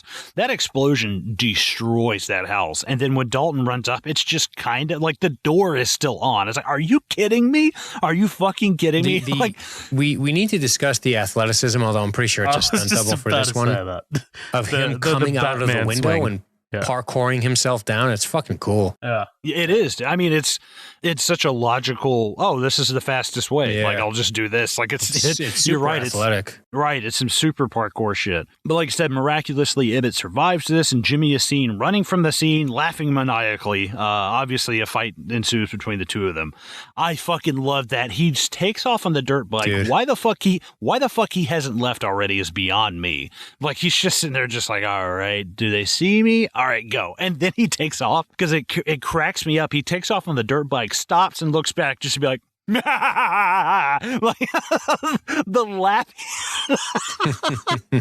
laugh he delivers is so fucking funny. Like, I couldn't find a clip of it or I would have played it, dude. It is so fucking funny, man. But this fight... It's a good fight. Yeah, I was going to ask you. You guys tell me about this. Tell me what you think about this fight here. Well, I think it's good martial arts choreography in a movie. And, It's obvious when you have somebody with the physical talents of Patrick Swayze, who has a really good background in dancing and athletics, that he took to this pretty well. Again, not a martial artist, but he is acting with a champion, by the way. And which by the way, when you're the heavyweight kickboxing champ of NATO, that means you beat up every other guy in the military at heavyweight kickboxing, which is pretty fucking good. So like, this guy knows what he's doing, and I think this is a good fight. Like, this fight is better than a lot of fights you see in Marvel movies. I'm sorry, Zoe, I'm not picking on you, but it is. Dude, look, I will be the first to admit that. And remember, it's also important to know those are not martial arts films, right? So I'm not saying they should be, but I'm just saying this choreography, like, this is hard work, man. Like, the camera, you know, the way Cundy's decided to go about how he wants you to see this, it's challenging. They're not letting you get away with a lot. When they're doing these shots where you see these guys fully in frame, they have to do stuff. It's not, you know, Mortal Kombat, the movie, is so ridiculous because anytime any of the people who don't know martial arts fight, it's zoomed way, way, way, way out. And it's clearly not them. Or it's zoomed way, way, way in and you don't see anything, you know? But these shots where you're watching punches and kicks, it's pretty good. I mean, is it goofy to trap the guy's foot in the tree and blah, blah? Yeah, of course. Is the throat rip goofy? Sure. But there's a couple of cool kicking and punching exchanges that have a cinematic quality to them that I think work and make you watch the fight and go, damn, this is cool, man. This is cool to watch this fight. Yeah. No, absolutely. I dig the fuck out of it. What about you, Zoeb? Yeah, man, I 100% do. This felt like a climactic fight. I thought this was like right at the end of the film because I had seen this before. Yeah, I had definitely seen this before because I was like, I can't remember where I heard it from, but I definitely heard that there was a throat rip in this movie, and I remember YouTubing it, right? And I was like, "There's a throat rip in this movie." It was just this clip, and I was like, "Oh, well, I'm assuming that this is the main villain. This is, you know, the way he goes." And yeah, man, it's awesome. There is like a couple, like it's right after he kind of like gets his leg wrapped around the tree, and then the camera is like just got them and kind of like a wide shot, and it's fucking beautiful because it's literally just like. It's Dalton like putting in like 4 or 5 blows, and it just looks fucking incredible, dude. Like, it looks. Dean Cundy has shot the shit out of this sequence. Yeah, he's great. I would give it a solid I'd give it a solid B. Yeah. I mean, look, as hand-to-hand sequences go. I mean, and to your point, Dean, I will say that like the hand-to-hand sequences in the MCU, they're not great. They're not like, you know, fucking. They're cool in that they display the awesome power of a guy like Thor. Like, that shit's cool. Exactly. Because they're not supposed to be. But a lot of the martial arts, like, you can see where they're trying to cover it up a little bit. Yeah. You know, because it's not a martial arts picture. I'll tell you what movie in the MCU does do hand-to-hand sequences really well. Winter Soldier. Fucking Winter Soldier, dude. Yes, like, 100%. Because, I agree with that. He's going to go toe-to-toe with literally Georges St. Pierre. Like, dude, that whole sequence. That guy is a bad motherfucker. Insane, dude. Insane. He's back to fighting though, right? Like, isn't he? Nah, he's done again. Okay. Yeah. He just comes and wins the belt and retires. No big deal. He sucks. He's a fucking boss, man. But yeah, the great choreography, dude. Like, throughout this sequence, I really dug it. This is a great, fantastic action sequence. Well, and I really dig it because on Logan, it was interesting because you were like, I don't like the fact that all of the fight scenes are so close up. And then in Book of Eli, I was like, well, man, here we are with these fight scenes that are like these rotating really far back 360 fight scenes. And we both kind of had quarrels with that, but this is like perfectly in the middle of that. There's close-ups, there's far backs. Like when Jimmy is coming towards Dalton's on the ground and he just gives him that kick right in the gut. I love the way that looks. That's fantastic. It's so well done. But a lot of credit should go, number one, to the actors for making this something that Cundy and the editor doesn't have to hide. And of course, Benny the Jet coaching them through this. Like, that makes your job way easier. Right. It's like the Thing. When Cundy talks about the Thing, he's like, you know, they wanted all this light on this creature. And he's like, no. Because it's going to look fucking stupid. Like, you want me to shoot this creature all lit up, it's going to look terrible. We need lower light. You know, and that's obviously a DP can do what he can do, but it helps when the actors make your life easier, when the fight choreographer makes it easier, and then you go, okay, now I don't really have to pick up the slack of shitty punches and kicks. Right. Well, it's all, in a way, it's like doing a podcast. It's like doing anything. It's like, if it sounds good at the source, I'm not going to have to do a lot of stuff in post. For sure. I'm not going to have to fix things. If it sounds good at the source, we always had problems with that.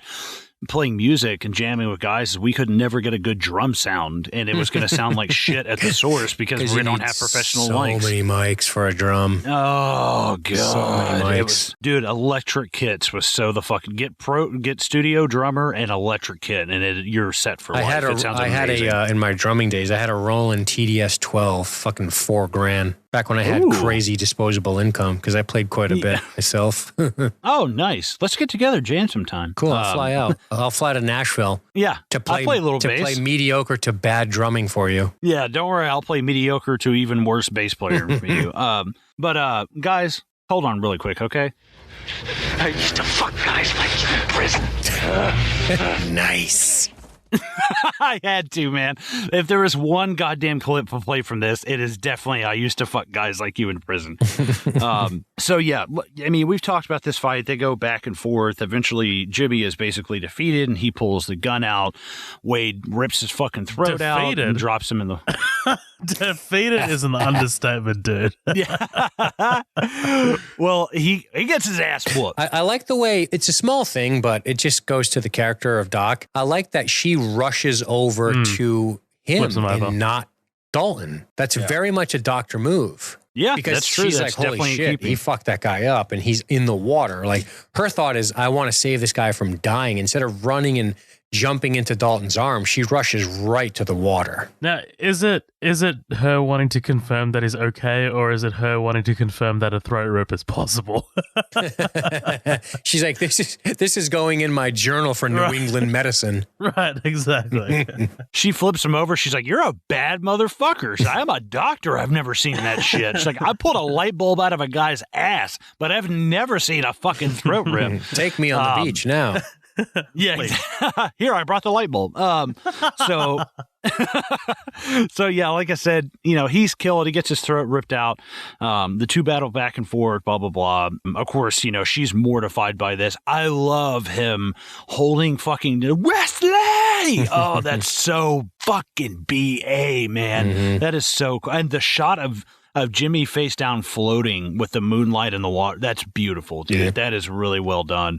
So yeah, and obviously this is not going to go, unsettled the next morning after arriving at the bar. Wesley calls Dalton. I love that. He's like, all right, what's on the agenda today? Wade or Elizabeth? And it's like, damn, dude, you're just, I got to give it to you. You cut straight to the chase. Cool, like he's not out, really, dude, I love it, man. I really do. You know what this reminded me of? Anybody want to take a guess? No. Fucking, it reminded me of Dark Knight. Oh, okay. Yeah. All right. Because it's not the same by any measure. I'm just saying it's a relatable thing because here you are thinking that he's going. Are you going out on a limb and telling me that Roadhouse is not the same as the critically acclaimed Nolan picture, Dark Knight? No. I'm sorry. Let me correct you. Dark Knight is being confused with the critically acclaimed Roadhouse. I'm sorry. I think that's what you meant to say. But no, the fake out. That's great. I love the fact that he's going for one and it ends up being the other. That's very Dark Knight to me. That's what it reminded me of immensely. Of course, the first thing he does is go for the girl, but the girl is she is the one and not the one that they're going after at the same time. I love it. Even the coin flip. That's very Joker-esque to me. But of course, Wade comes in. Also ludicrous. Think of how, because we're so zoomed in on it. If you zoom out for a second, and I'm like, no, it's about a bouncer and a bad guy who owns a whole town, and he flips a coin to decide people's fates because he runs the whole town. Doesn't that make sense to you? It's like when you start thinking about the movie's broad strokes, you're like, this is ridiculous. But then, and maybe this is kind of what Zoab experienced, but then when you kind of dive into it and you just go, fuck it, I'm going to enjoy this shit, it suddenly becomes a much different experience, Literally, I had to remove all logic from it. Yeah. Mm-hmm. Absolutely. So, of course, Wade comes stumbling in right after. At first, it's like, yeah, he's not really that beat up. He's looking all right. He's cool. And then he stays at the bar. Dalton's like, we're done, man. We're out of here. Fuck it. I like that. Dalton's like, dude, I'm done. This is not worth it. There's only 3 of them. Only 3 of them. Mm-hmm. Yeah, well, I love Sam Elliott, too. He's like, I'm going to go get Elizabeth. He's like, all right, man, I'll be right there. He's like, dude, you sit the fuck down. He's like, you have been beat up more times in 2 days than you have probably in 10 years. Like, you need to chill out, man. But, of course, you know, I love the fucking walking to a hospital. Where's Dr. Clay? Oh, she's in that room down the hall. You can just walk right in. Fuck it. There's no safety protocols. You know what I want you to do also? Help yourself to some morphine and light a cigarette on your way by the oxygen tanks. I was like, this is so, god damn it, man. The 70s and 80s, you could smoke in a fucking hospital or a restaurant and just walk around like it was no big deal. It's crazy. But this is just, the scene is so short, but it's just to get us right back to the double deuce. Like, that's one thing that I was talking about. There's a scene where she shows up, they kind of hang out for a minute, and then he comes back and the car's beat to shit. Then he goes back to the bar, the liquor's drying up, and she shows up again in the next scene. I'm like, dude, just smash those together. Like, I don't need to see him go to the bar, see her, they hang out for a little while. Then he goes back to the bar, the liquor's drying up, and then he sees her again. I'm like, dude, just kind of meld those together. I don't think those need to be like, there's a constant, like, we're leaving the bar just to go get away from the bar for a second, just to go right back. Like, and that's a little bit of a feeling right here, but I like the fact that it's intentional. They need him to leave so they can kill Wade. I thought that was great. Yeah, I dig it, man. I dig the fuck out of it. So of course, like I said, they murder Wade.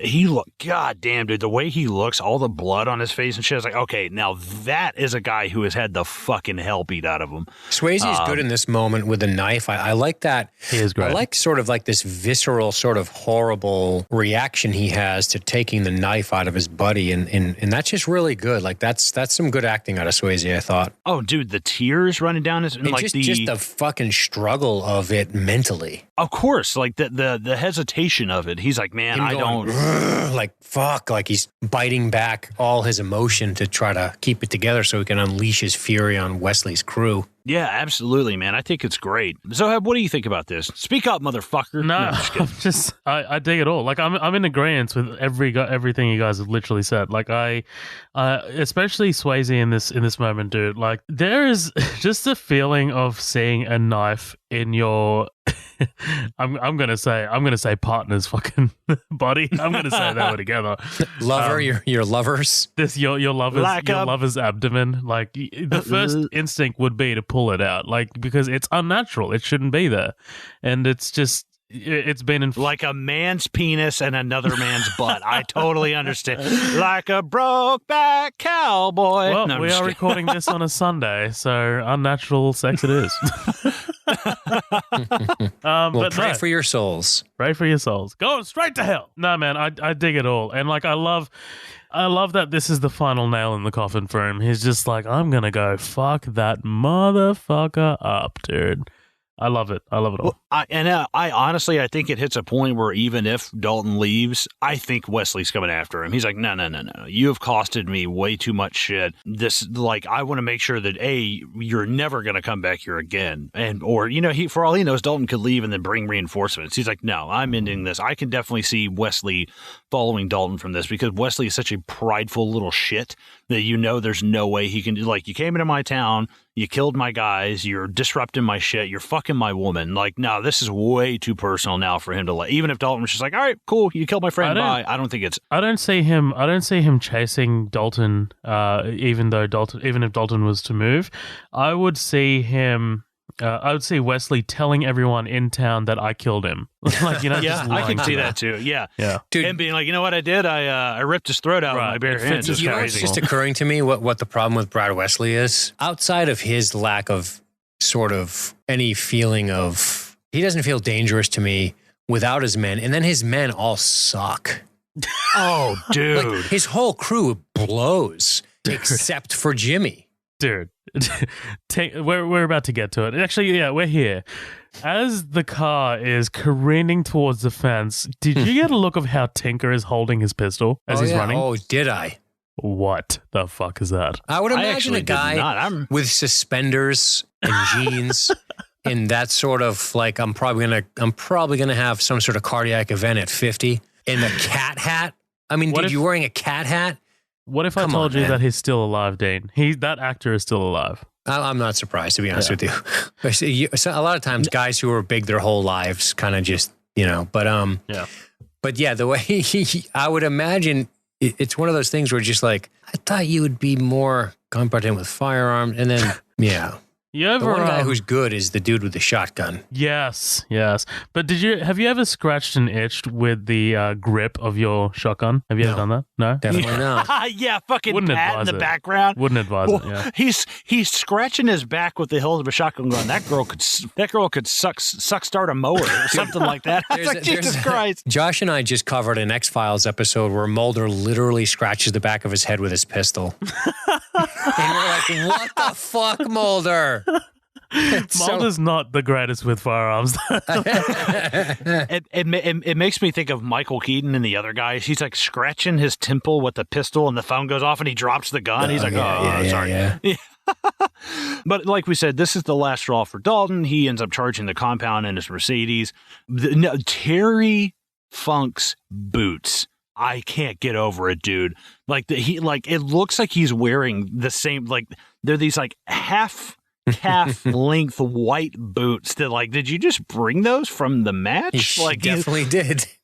Oh my God, dude. I could say fuck everything else in that scene. I could not stop looking at his legs. Like, you're a grown man who woke up and decided to put that on to shoot at another grown man. I was like, that is so fucking ludicrous. With my boots? I'll kick your ass. Yeah. Who the fuck's Ronda Rousey? I'll kick her ass too. Who's Ronda Rousey? But in all seriousness, I do love this shot of him as the Mercedes is charging and it flips and he blows it up. Beautiful shot. I think it's great. I think that's so well done. I think it's hilarious that those guys were shooting with shotguns from 100 plus feet away. I'm like, maybe wait for that guy to get a little bit closer before you start shooting with his shotguns. But it's a shotgun in an 80s movie. A shotgun in an 80s movie is like a rifle to Lee Harvey Oswald. You can shoot anything you want from fucking hundreds of feet away and it'll hit for a kill. Back and to the left. Yeah, back into the left. You notice that Dalton, although he does start committing murder, he never shoots anybody. No, yeah, it's kind of like a Rambo thing. He stabs one dude, another guy shoots him. He uses that guy as a shield and then takes the knife in self-defense. It's like he never really instigates it, It's always kind of self-defense-ish in a way. Sort of. I mean, you're in the guy's house. Sort of. Yeah. It's kind of like a Batman thing where it's like, I won't kill you, but I'll put you in a situation where you can die. Right. I want to see the alternate ending of this where the cops show up and shoot Dalton dead on his lawn. They're like, oh yeah, we're in this guy's pocket. We live here. We're the cops. Where do you think we've been the whole time? We've been snorting blow by the pool, hanging out with these models. And the closest police station's got to be like 40 miles away. Yeah, right. Like, they don't hear anything. We've been hanging out with giant Nick Nolte doing blow. Yep. But yeah, I mean, we're kind of wrapping everything down here. We've got him. I like, to me, why it reminds me of Rambo-ish is the fact that they find O'Connor. O'Connor's just on the ground. They find Terry Funk. He's just on the ground. Like, you don't even see him really do anything. And it's that guy with the shotgun that you were talking about. The hilarious part is, he fights him with a shotgun. It's not really great choreography. It's kind of shitty, honestly. But how he takes the knife. I'm sorry. I got to backtrack just a hair. When he pulls the knife off of the gas pedal, he puts it in an empty sheath. You had an empty sheath for a knife just on your hip? Like, I think what they're trying to tell you there is that he killed Dalton. He killed Wade. Okay. Yeah, okay. I was wondering about that. I was like, oh, wait, yeah, that's why he says it was tails when he stabbed him. Because I thought it would have been hilarious if he plunges the knife into his stomach and he's like, yeah, it was tails. Probably he's like, I don't know what the fuck you're talking about. And he just dies. But another missed opportunity because you could be fighting Jimmy who killed Wade. It's like you kind of killed the most interesting bad guy a little early. Now, obviously, Dean Cundy and the way they staged that fight and the way it looked and the moon and the river was awesome and you wanted it to be a good fight. So you took the best fighter of the group, which was probably what their decision process was. They're like, listen, Jimmy's the best fighter here, choreography wise. So we're going to use him on this amazing shot here instead of at the end of the movie, which is less cinematic. Maybe that was part of the decision. I don't know. I'm just pulling that out of my ass. Yeah, it sounds like it. No, I'm just kidding. No, but do you know what I'm saying? Like you have this amazing fight scene with a guy who didn't really. I mean, yeah, he blew up the guy's house, but the guy that killed your buddy Wade is like a no-name schlep. Yeah, it's almost like a false climax in a way. Sure. It's like, Right. I totally see what you mean, because it's like, is Wesley really the one we want to see Dalton go to hand-to-hand combat with at the end? Right. Like, maybe if you put Wesley in like the fucking power loader armor from Aliens, I don't know, something, like give him some kind of advantage. Like, I know he's got a gun and he's got the spear and stuff, but... And what the fuck is this like set piece? It's like you're fighting in what? This is like the bad guy's lair in the most dangerous game? Yeah, dude. What's with all the taxidermy? Dude, well, I mean, I get like a deer or like he's got the polar bear and shit, but I'm like, I wanted to see like he's got like fucking dogs and cats and shit on the wall. Like, what the fuck? I was like, this guy just went to a zoo with a gun and just started shooting shit. He's like, that's mine. I own the town. I own the zoo. Yeah, I'm not the biggest fan of this final kind of like set piece here. Like it seems like it peaked at the river. Right, it did peak at the river, but this also seems like fucking assault on an elderly citizen. Because I'm down with that though, because this guy's an evil prick. Yeah, and look, he did throw a spear at him, so I guess. By the way, some still say that spear is still going because it does not. It does not drop, man. Like it's still got the same acceleration, and there's no like gravity doesn't seem to affect it. It just keeps going. Silver Surfer's like, I see your spear. Oh my god, dude! I'm fucking seeing stars. I will have to wait. Because like the way he throws it, it's just like, and it just keeps going forever. Like Superman's running around, like flying around the planet, and sees the spear alongside him. Right. But yeah, this whole scene, Pat getting taken out with the knife and the gut, like the throwing knife to the gut, is one of the funniest fucking deaths in this whole thing, dude. I laughed my ass off. So of course Pat's dead, O'Connor's dead, everybody's fucking dead, except for Wesley. And they have this kind of final showdown in the trophy room. I do like the line. He's like, you got to find my trophy room. He's like, I got everything in here but your ass. The only thing that's missing is your ass. Now, what I want to see is the alternate ending where Wesley kills Dalton, and it's not Dalton's head, but literally his ass on the wall. Just like a couple of butt cheeks. Yeah, just two cheeks just hanging off there. Yeah. Every once in a while, Wesley just comes by and kind of just rubs his hand and gives it a good slap. He's like, yeah. Just plays it like bongos. Yeah. No, this shit is just fucking hilarious because the fucking Mobsters ending. Have you ever seen Mobsters where they blow away Anthony Quinn with shotguns? That's what this reminded me of. No, I've never seen that. Christian Slater plays Lucky Luciano. It's terrible. It's a terrible film. But they blow away Anthony Quinn with shotguns. As soon as you said Christian Slater is Lucky Luciano, I was like, oh, what? I was like, Lucky Luciano will always be Andy Garcia to me from the movie Hoodlum. Great fucking movie. Yeah, I love Andy it. Garcia rules. He's so good. But no, this final scene is fucking hilarious because, I mean, not only like we've already talked about false climax, shitty guy to have a hand-to-hand combat with, but the thing that gets me is like, he lurches on top of him. The way that Swayze lurches on him and he rears back, I really wanted him to be like, like the way he fucking lurches back with him. He pauses because Dr. Clay shows up and she's like, Dalton, blah, blah. And, Wesley pulls out the gun at this point. He shot Dalton in the arm. Dalton disarms him. And then he just walks away. I'm like, dude, he's got a fucking gun within arm's reach. Like, pick up the gun. Yeah. Oh my God, that's so fucking stupid, man. Like, it's one of those few. I know it's a popcorn movie, driving whatever. We can forget some. That is one. That's like a movie sin unforgivable. Like, you just beat the fuck out of this guy. At least take the goddamn gun, dude. But of course, he gets up and the townspeople are there. They all start unloading on him. Tell you what. That first shot, dude, I just wanted to do like because it's off screen, right? You gotta know who fired that shot in that second. I wanted it to pan left, and I just wanted who fires it again? What's this guy's name? Red?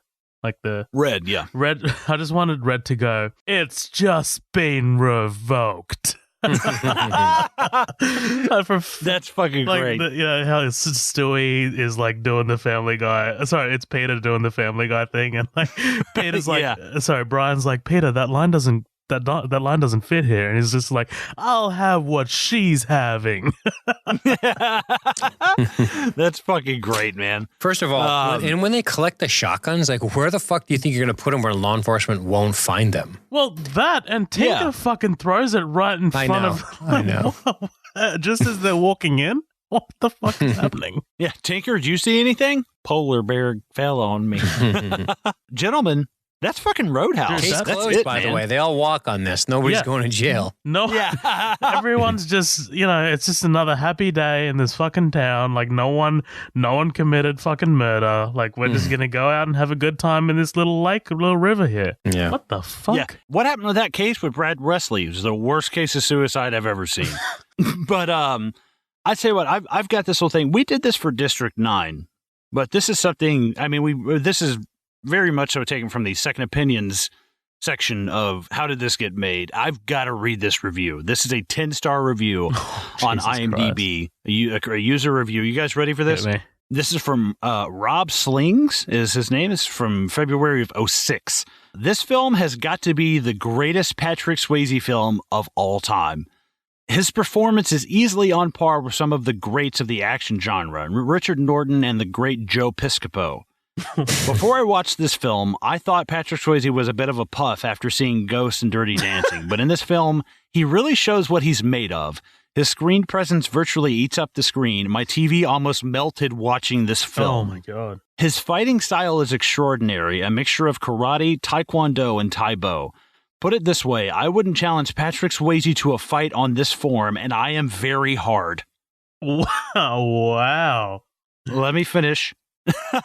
The plotting of this film is exemplary. I don't think anyone could write a better story, and Swayze's performance as the hard but very small bouncer really does the story justice. The fights truly are incredible. In a three-way with Van Damme and Seagal, Swayze would easily come out first in my humble estimations. Violent and brutal, cheesy fun, 80s filmmaking at its best. The title of this is Patrick Swayze is So Damn Hard. Fuck, dude. Oh God! Now I think the guy that wrote that is fucking damn. I mean, he already said it's hard, but you know. Sure. Oh, dude, I've got a serious one for you. You ready for this? Hit me. This is 10 stars, right? The title is "This Film is Where Dirty are you reading Dancing." this from? IMDb. Oh, okay. This is titled "This Film is Dirty Dancing for Guys." That's the review. This film helps define the differences between males and females, an answer to the internal riddle of the sexes that has been pondered upon for centuries. Patrick, like Socrates, has seen fit to bless us with such intense wisdom so that we may see the light. Don't waste your money on books like Men Are From Mars and Women Are From Venus. Just watch Roadhouse. Roadhouse has gone on too long without its proper kudos. Swayze is teaching us the way, and we've ignored him for too long.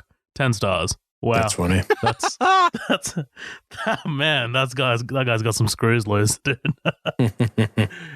Jesus Christ. Well, gentlemen, let's wrap up some final thoughts. Unless, do we have any comments on this, Soheb? I don't think we do. I don't know, dude. I'm not gonna go back and look. It's fucking. We've been here for 8 hours. Let's do closing thoughts. And if we got any comments, we can read them off at the end. Dean, you're our guest. Closing thoughts. Sure. I really like this movie. It's really goofy. I grew up with it. It's fun. It's memorable. It's candy department of life. It's sort of peaking Swayze, which is awesome, and it's cool, to see.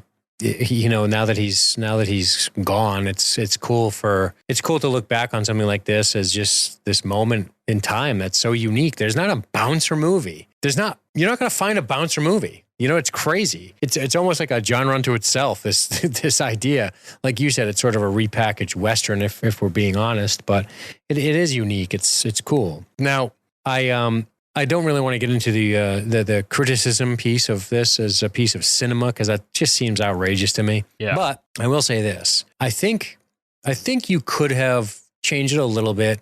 I don't mind Jimmy getting it the way he got it, and maybe you have some sort of like almost like a post-credit scene or even like a wrap-up scene where you see the town people kind of closing in on Brad Wesley with shotguns. without the help of Dalton. Like, you know, once he kind of inspires them to sort of take up the reins in that very Western way where they're like, we're not going to allow the bandits to win anymore, and we're going to arm ourselves, and we're going to go take care of this guy that's had us under his boot heel while he licks his wounds from the Jimmy fight and nuzzles up with his woman. I feel like you could have done that without this whole house infiltration piece, and it would have made the ending a little bit better. It's a fun movie. It was fun to talk about. I think the choreography is pretty good. I like Swayze. Is it different than Dirty Dancing, which of course blew him up. And then after Roadhouse, and of course Next of Kin, his roles changed quite a bit. But I like Swayze, and it's sad that he died at a relatively young age. And I'll be forever grateful for Roadhouse and where it sits in my memory and what it meant to me when I was in middle school and the first time I watched it. Hell yeah, dude. Nice. Zoheb, before we cut to you real quick, one comment from Danny Fouch. It's just hilarious. Colin Duncan, having Zoheb Ali watch this movie is contributing to the delinquency of a minor. There is no way an innocent babe in the woods such as Zoheb could consume enough beer to appreciate this movie. That's the only one we got. My beer drinking abilities. Yeah, I know, right? Hit me with your final thoughts, buddy. Yeah, man. So, like I said, first time watching it for the podcast, watched it the first time, really didn't like it, and I think that's just because I was like applying the logic to it. I was just like, man, I'm thinking about this way too much. And the same, like that happens to me often. Like the same thing happened to me with movies like The Other Guys, like you know, stupid comedies like that. I'm just thinking about it too much. But often, like, you know, if I give it time and I go back and revisit it and I watch it like a second time and I just kind of watch it, I turn my brain off a little bit and I just watch it just to be entertained, then I kind of have a blast. And like I definitely had a blast with it this second time around, even though, like, you know, I knew everything was coming and shit like that. It was just fun to see, fun to watch it through the lens of like, I know what's coming and I know where everything kind of fits in. Like it was good. It was fun. It was definitely a fun watch. Dean, you're completely right. This is a very unique movie in the sense that there are no really movies out there that are about bouncers. You know, like what the fuck? I do probably because the movie would be go to work, kind of uneventful, push 22-year-old kid outside, literally door closes behind him, go back to work, ending of night, have a drink, go home, go to bed. You know, like you wouldn't be fighting the evil guy who controls the town. Right, and that's something that I was about to get into as well. I didn't bring it up on the rest of the podcast, but it's kind of occurring to me now. I thought this movie was all about the actual Double Deuce. Like, I thought it was going to take place inside the Double Deuce. I didn't know anything about this villain who ran a town, and, like, you know, it was just kind of like, I didn't think it was about the town more so than the Double Deuce. Sure.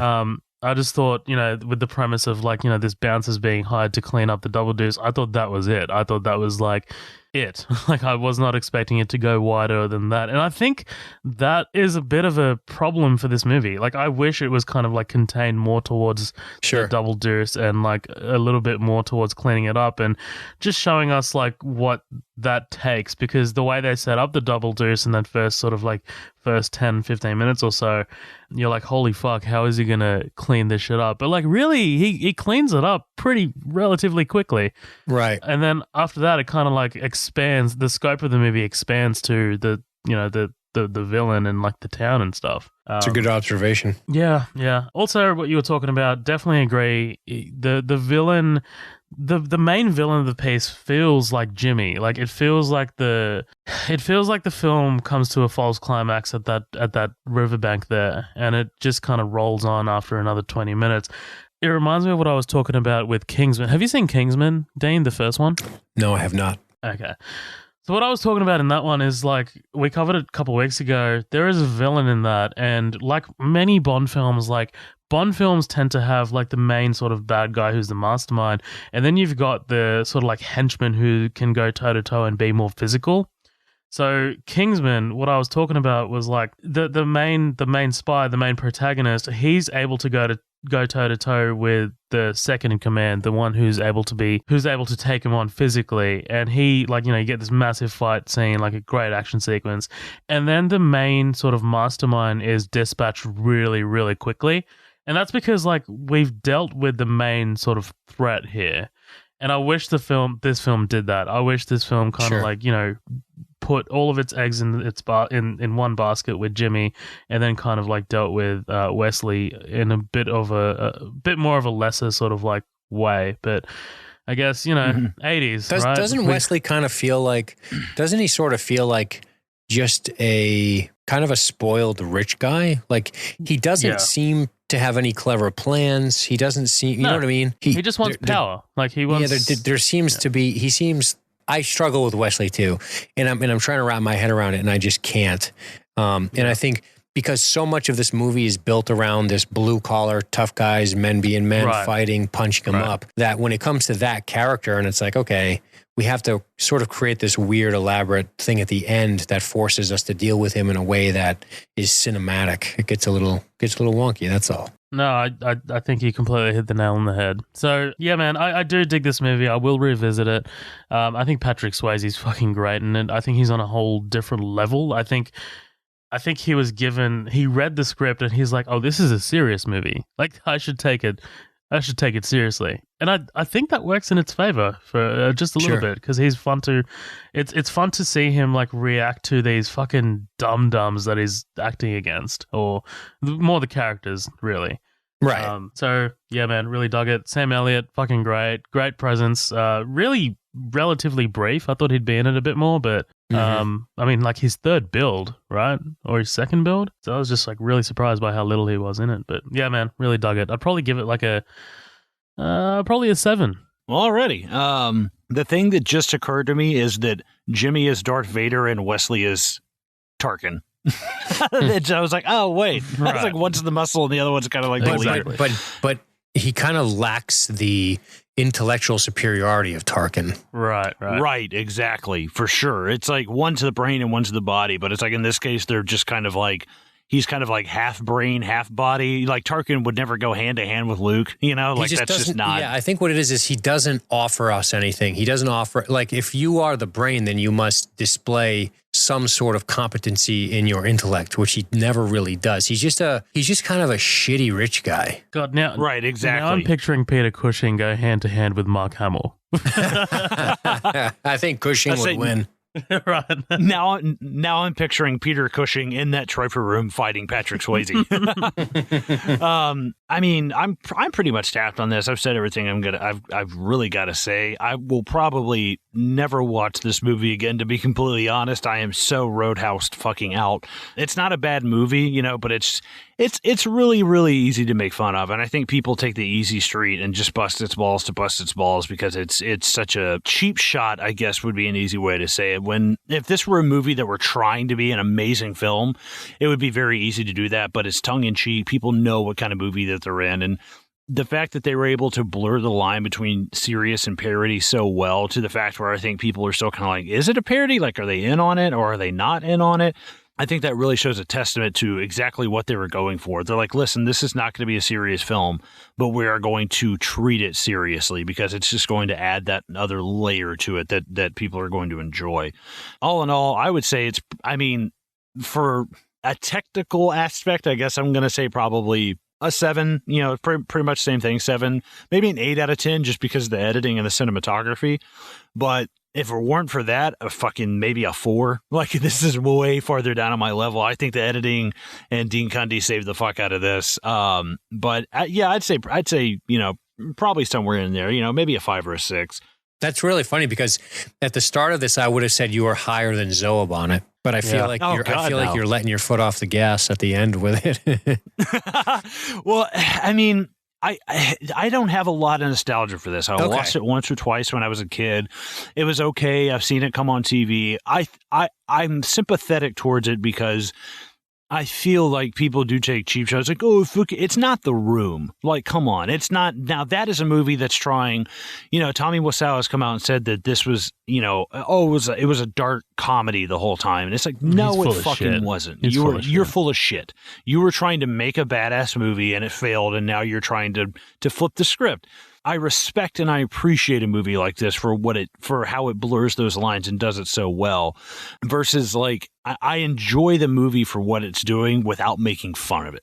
And that's really kind of where I'm at with it. Like it's got this people are like, I don't know. I feel like this is a snarky fucking dude's like, oh yeah, Roadhouse, one of the greatest movies ever made. And it's like, I mean, if you want to talk about cinematography and editing, you can get into the technicals. I mean, like, yeah, it's really well done. But if you want to look at it if you apply that serious lens on it, then I think you've kind of lost what it's about. Like you've got to blur and you've got to walk that line. And the fact that they do it so well, I just respect the hell out of it. Really, yeah. The story's ludicrous. The technical stuff is pretty impressive. The fighting's pretty good, and Swayze's good. It's like, it's not rocket science, but it works for what it is. Exactly. It is what it works for what it's trying to be. But guys, unless you got anything else, I say we tag some socials and get the hell out of here. Well, I was thinking the scene in the middle, could we go back to it? Yeah, sure. Let's go back to the very beginning and tell the biography of Jeff Healey. Just kidding. Guys, thanks so much for listening. Jeff Healey was born in 19... No, I'm kidding. Yeah, fuck you. Dean, thanks so much for coming on, man. This has been a lot of fun. Thanks, Apes, dude. Obviously, you're welcome on anytime that you want. Cool. Fucking pick a movie, pick a time. We're down. Awesome. Should I carve out 6 hours, though, or? Yeah. 8 years, dude. I love you guys. Yeah, thank you, man. It's been awesome having you on. You're obviously a big influence on us, and you've helped us out a lot.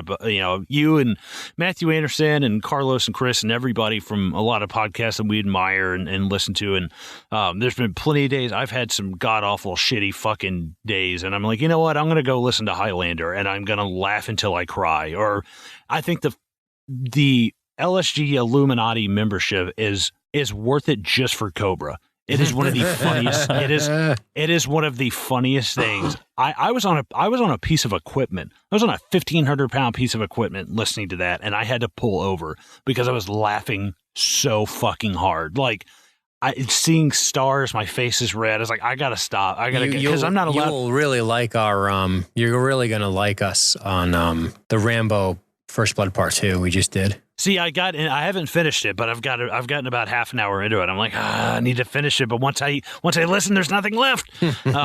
But no, I've had some miserable fucking days, and your podcast and many others have been some that have just really turned my mood fucking right around. So I always appreciate that. You're always welcome here, and awesome. And thank you. Thanks for all you do. Yeah, man, I appreciate that. I appreciate being asked to come on. I am glad that we can bring some sort of joy to people's lives. The reality is most of us are out there, slinging it, trying to fucking survive in the world. And if you have the opportunity to listen to something to help you get through the day, that's awesome. I am very grateful for the podcasts that I listen to for that very reason. And I'm really happy that I can sort of pay that forward a little and people get something out of it. It's like I say to everybody, and whenever we do this type of thing, when we're talking about guests or talking to listeners, I always say, listen, I put my pants on one leg at a time, just like everybody else. And I'm just happy that we can influence somebody in some way. And it's awesome. It's a lot of fun doing this. These connections are cool. And like I said, it was really cool to be asked to come on here. Absolutely, dude. Anytime. If you guys want to check out Dean's podcast, it's going to be the Science Fiction Film Podcast. There's also the group that's attached to that. Please consider membership for the Illuminati. I had never regretted it. I absolutely love being a member of that. And you can join the Science Fiction Film Podcast group, where maybe every once in a while, Zohab and I make complete asses out of ourselves talking about Marvel. It's fun. It's mostly me, dude. It's mostly me. But I had to call the Wolves off, though. They were getting a little nasty. That's why I was like, what the fuck? Colin's not in this group? I'm going to roast him for this. But yeah, guys, thank you so much for listening. We've had a blast. If you want to check us out, you can find us on Facebook at Midnight Double Feature, Instagram at Midnight Double Feature, Twitter at MDF Pod. We're on YouTube. We're on Spotify. We're on iTunes. We're on everything you can listen to. Shoot us a email, midnightdoublefeature@gmail.com. If you have any questions, complaints, comments, concerns, requests, anything like that, we'd love to hear them. Complaints? Please stop. Tell them to fucking pound sand. Yeah, exactly. Tell him to meet me at the Double Deuce, bitch. I'll just tell him to eat a dick. I won't tell him all that. Yeah. Yeah, I'll tell you what, I'll tell the Australian ones to fuck off, and you tell the Americans they're not going to show up to our houses. But guys, and please stop by, rate, review us on iTunes. That helps out so much. It really makes my day to see that rating go up and to see a new one on there. And it's been awesome. We've had a great feedback on that. And if everybody listening to this just took 5 seconds don't even write the review, just hit 5 stars and go about your fucking day, it would help us so much out here. Dean, thank you for coming on. Zoheb, thanks for fucking pulling teeth and getting through this. May I say one thing? Visit us on the web at libertygeek.net. That's always the safest bet, because if a podcast comes or goes, or we change it, or we get a new one, regardless, you'll always find our content at libertygeek.net. Honestly, if you just Google search LSG Media, you're going to find us, all of our shit there. I'm on Twitter, Dean_LSG Media, if you want to hit me up. And pretty simple. My publicist was yelling at me. I needed to plug. The publicist. Hey, just kidding. Don't have a publicist. Jessica's over there. Tell about that. As many times as I've heard libertystreetgeek.net, that's Liberty Street. Oh, yeah. As many times. I can't believe I forgot that. Hold on. But and also get in on their merch. Like, seriously, I own like 4 t-shirts, I think. One is on its way. The latest one that you guys just dropped, that you guys just released is the F-Bombs Away. I ordered that like 4 weeks ago, and because I'm on the other side of the planet, it's still on its way. But yeah, man, you guys do great fucking merch, man. Right on. Well, thank you guys again for having me. It was a pleasure. It was fun to travel to the Double Douche with you guys. Nice. Absolutely. Thanks for coming with us. Guys, if there's nothing else, we will catch you guys later. Cue that outro music.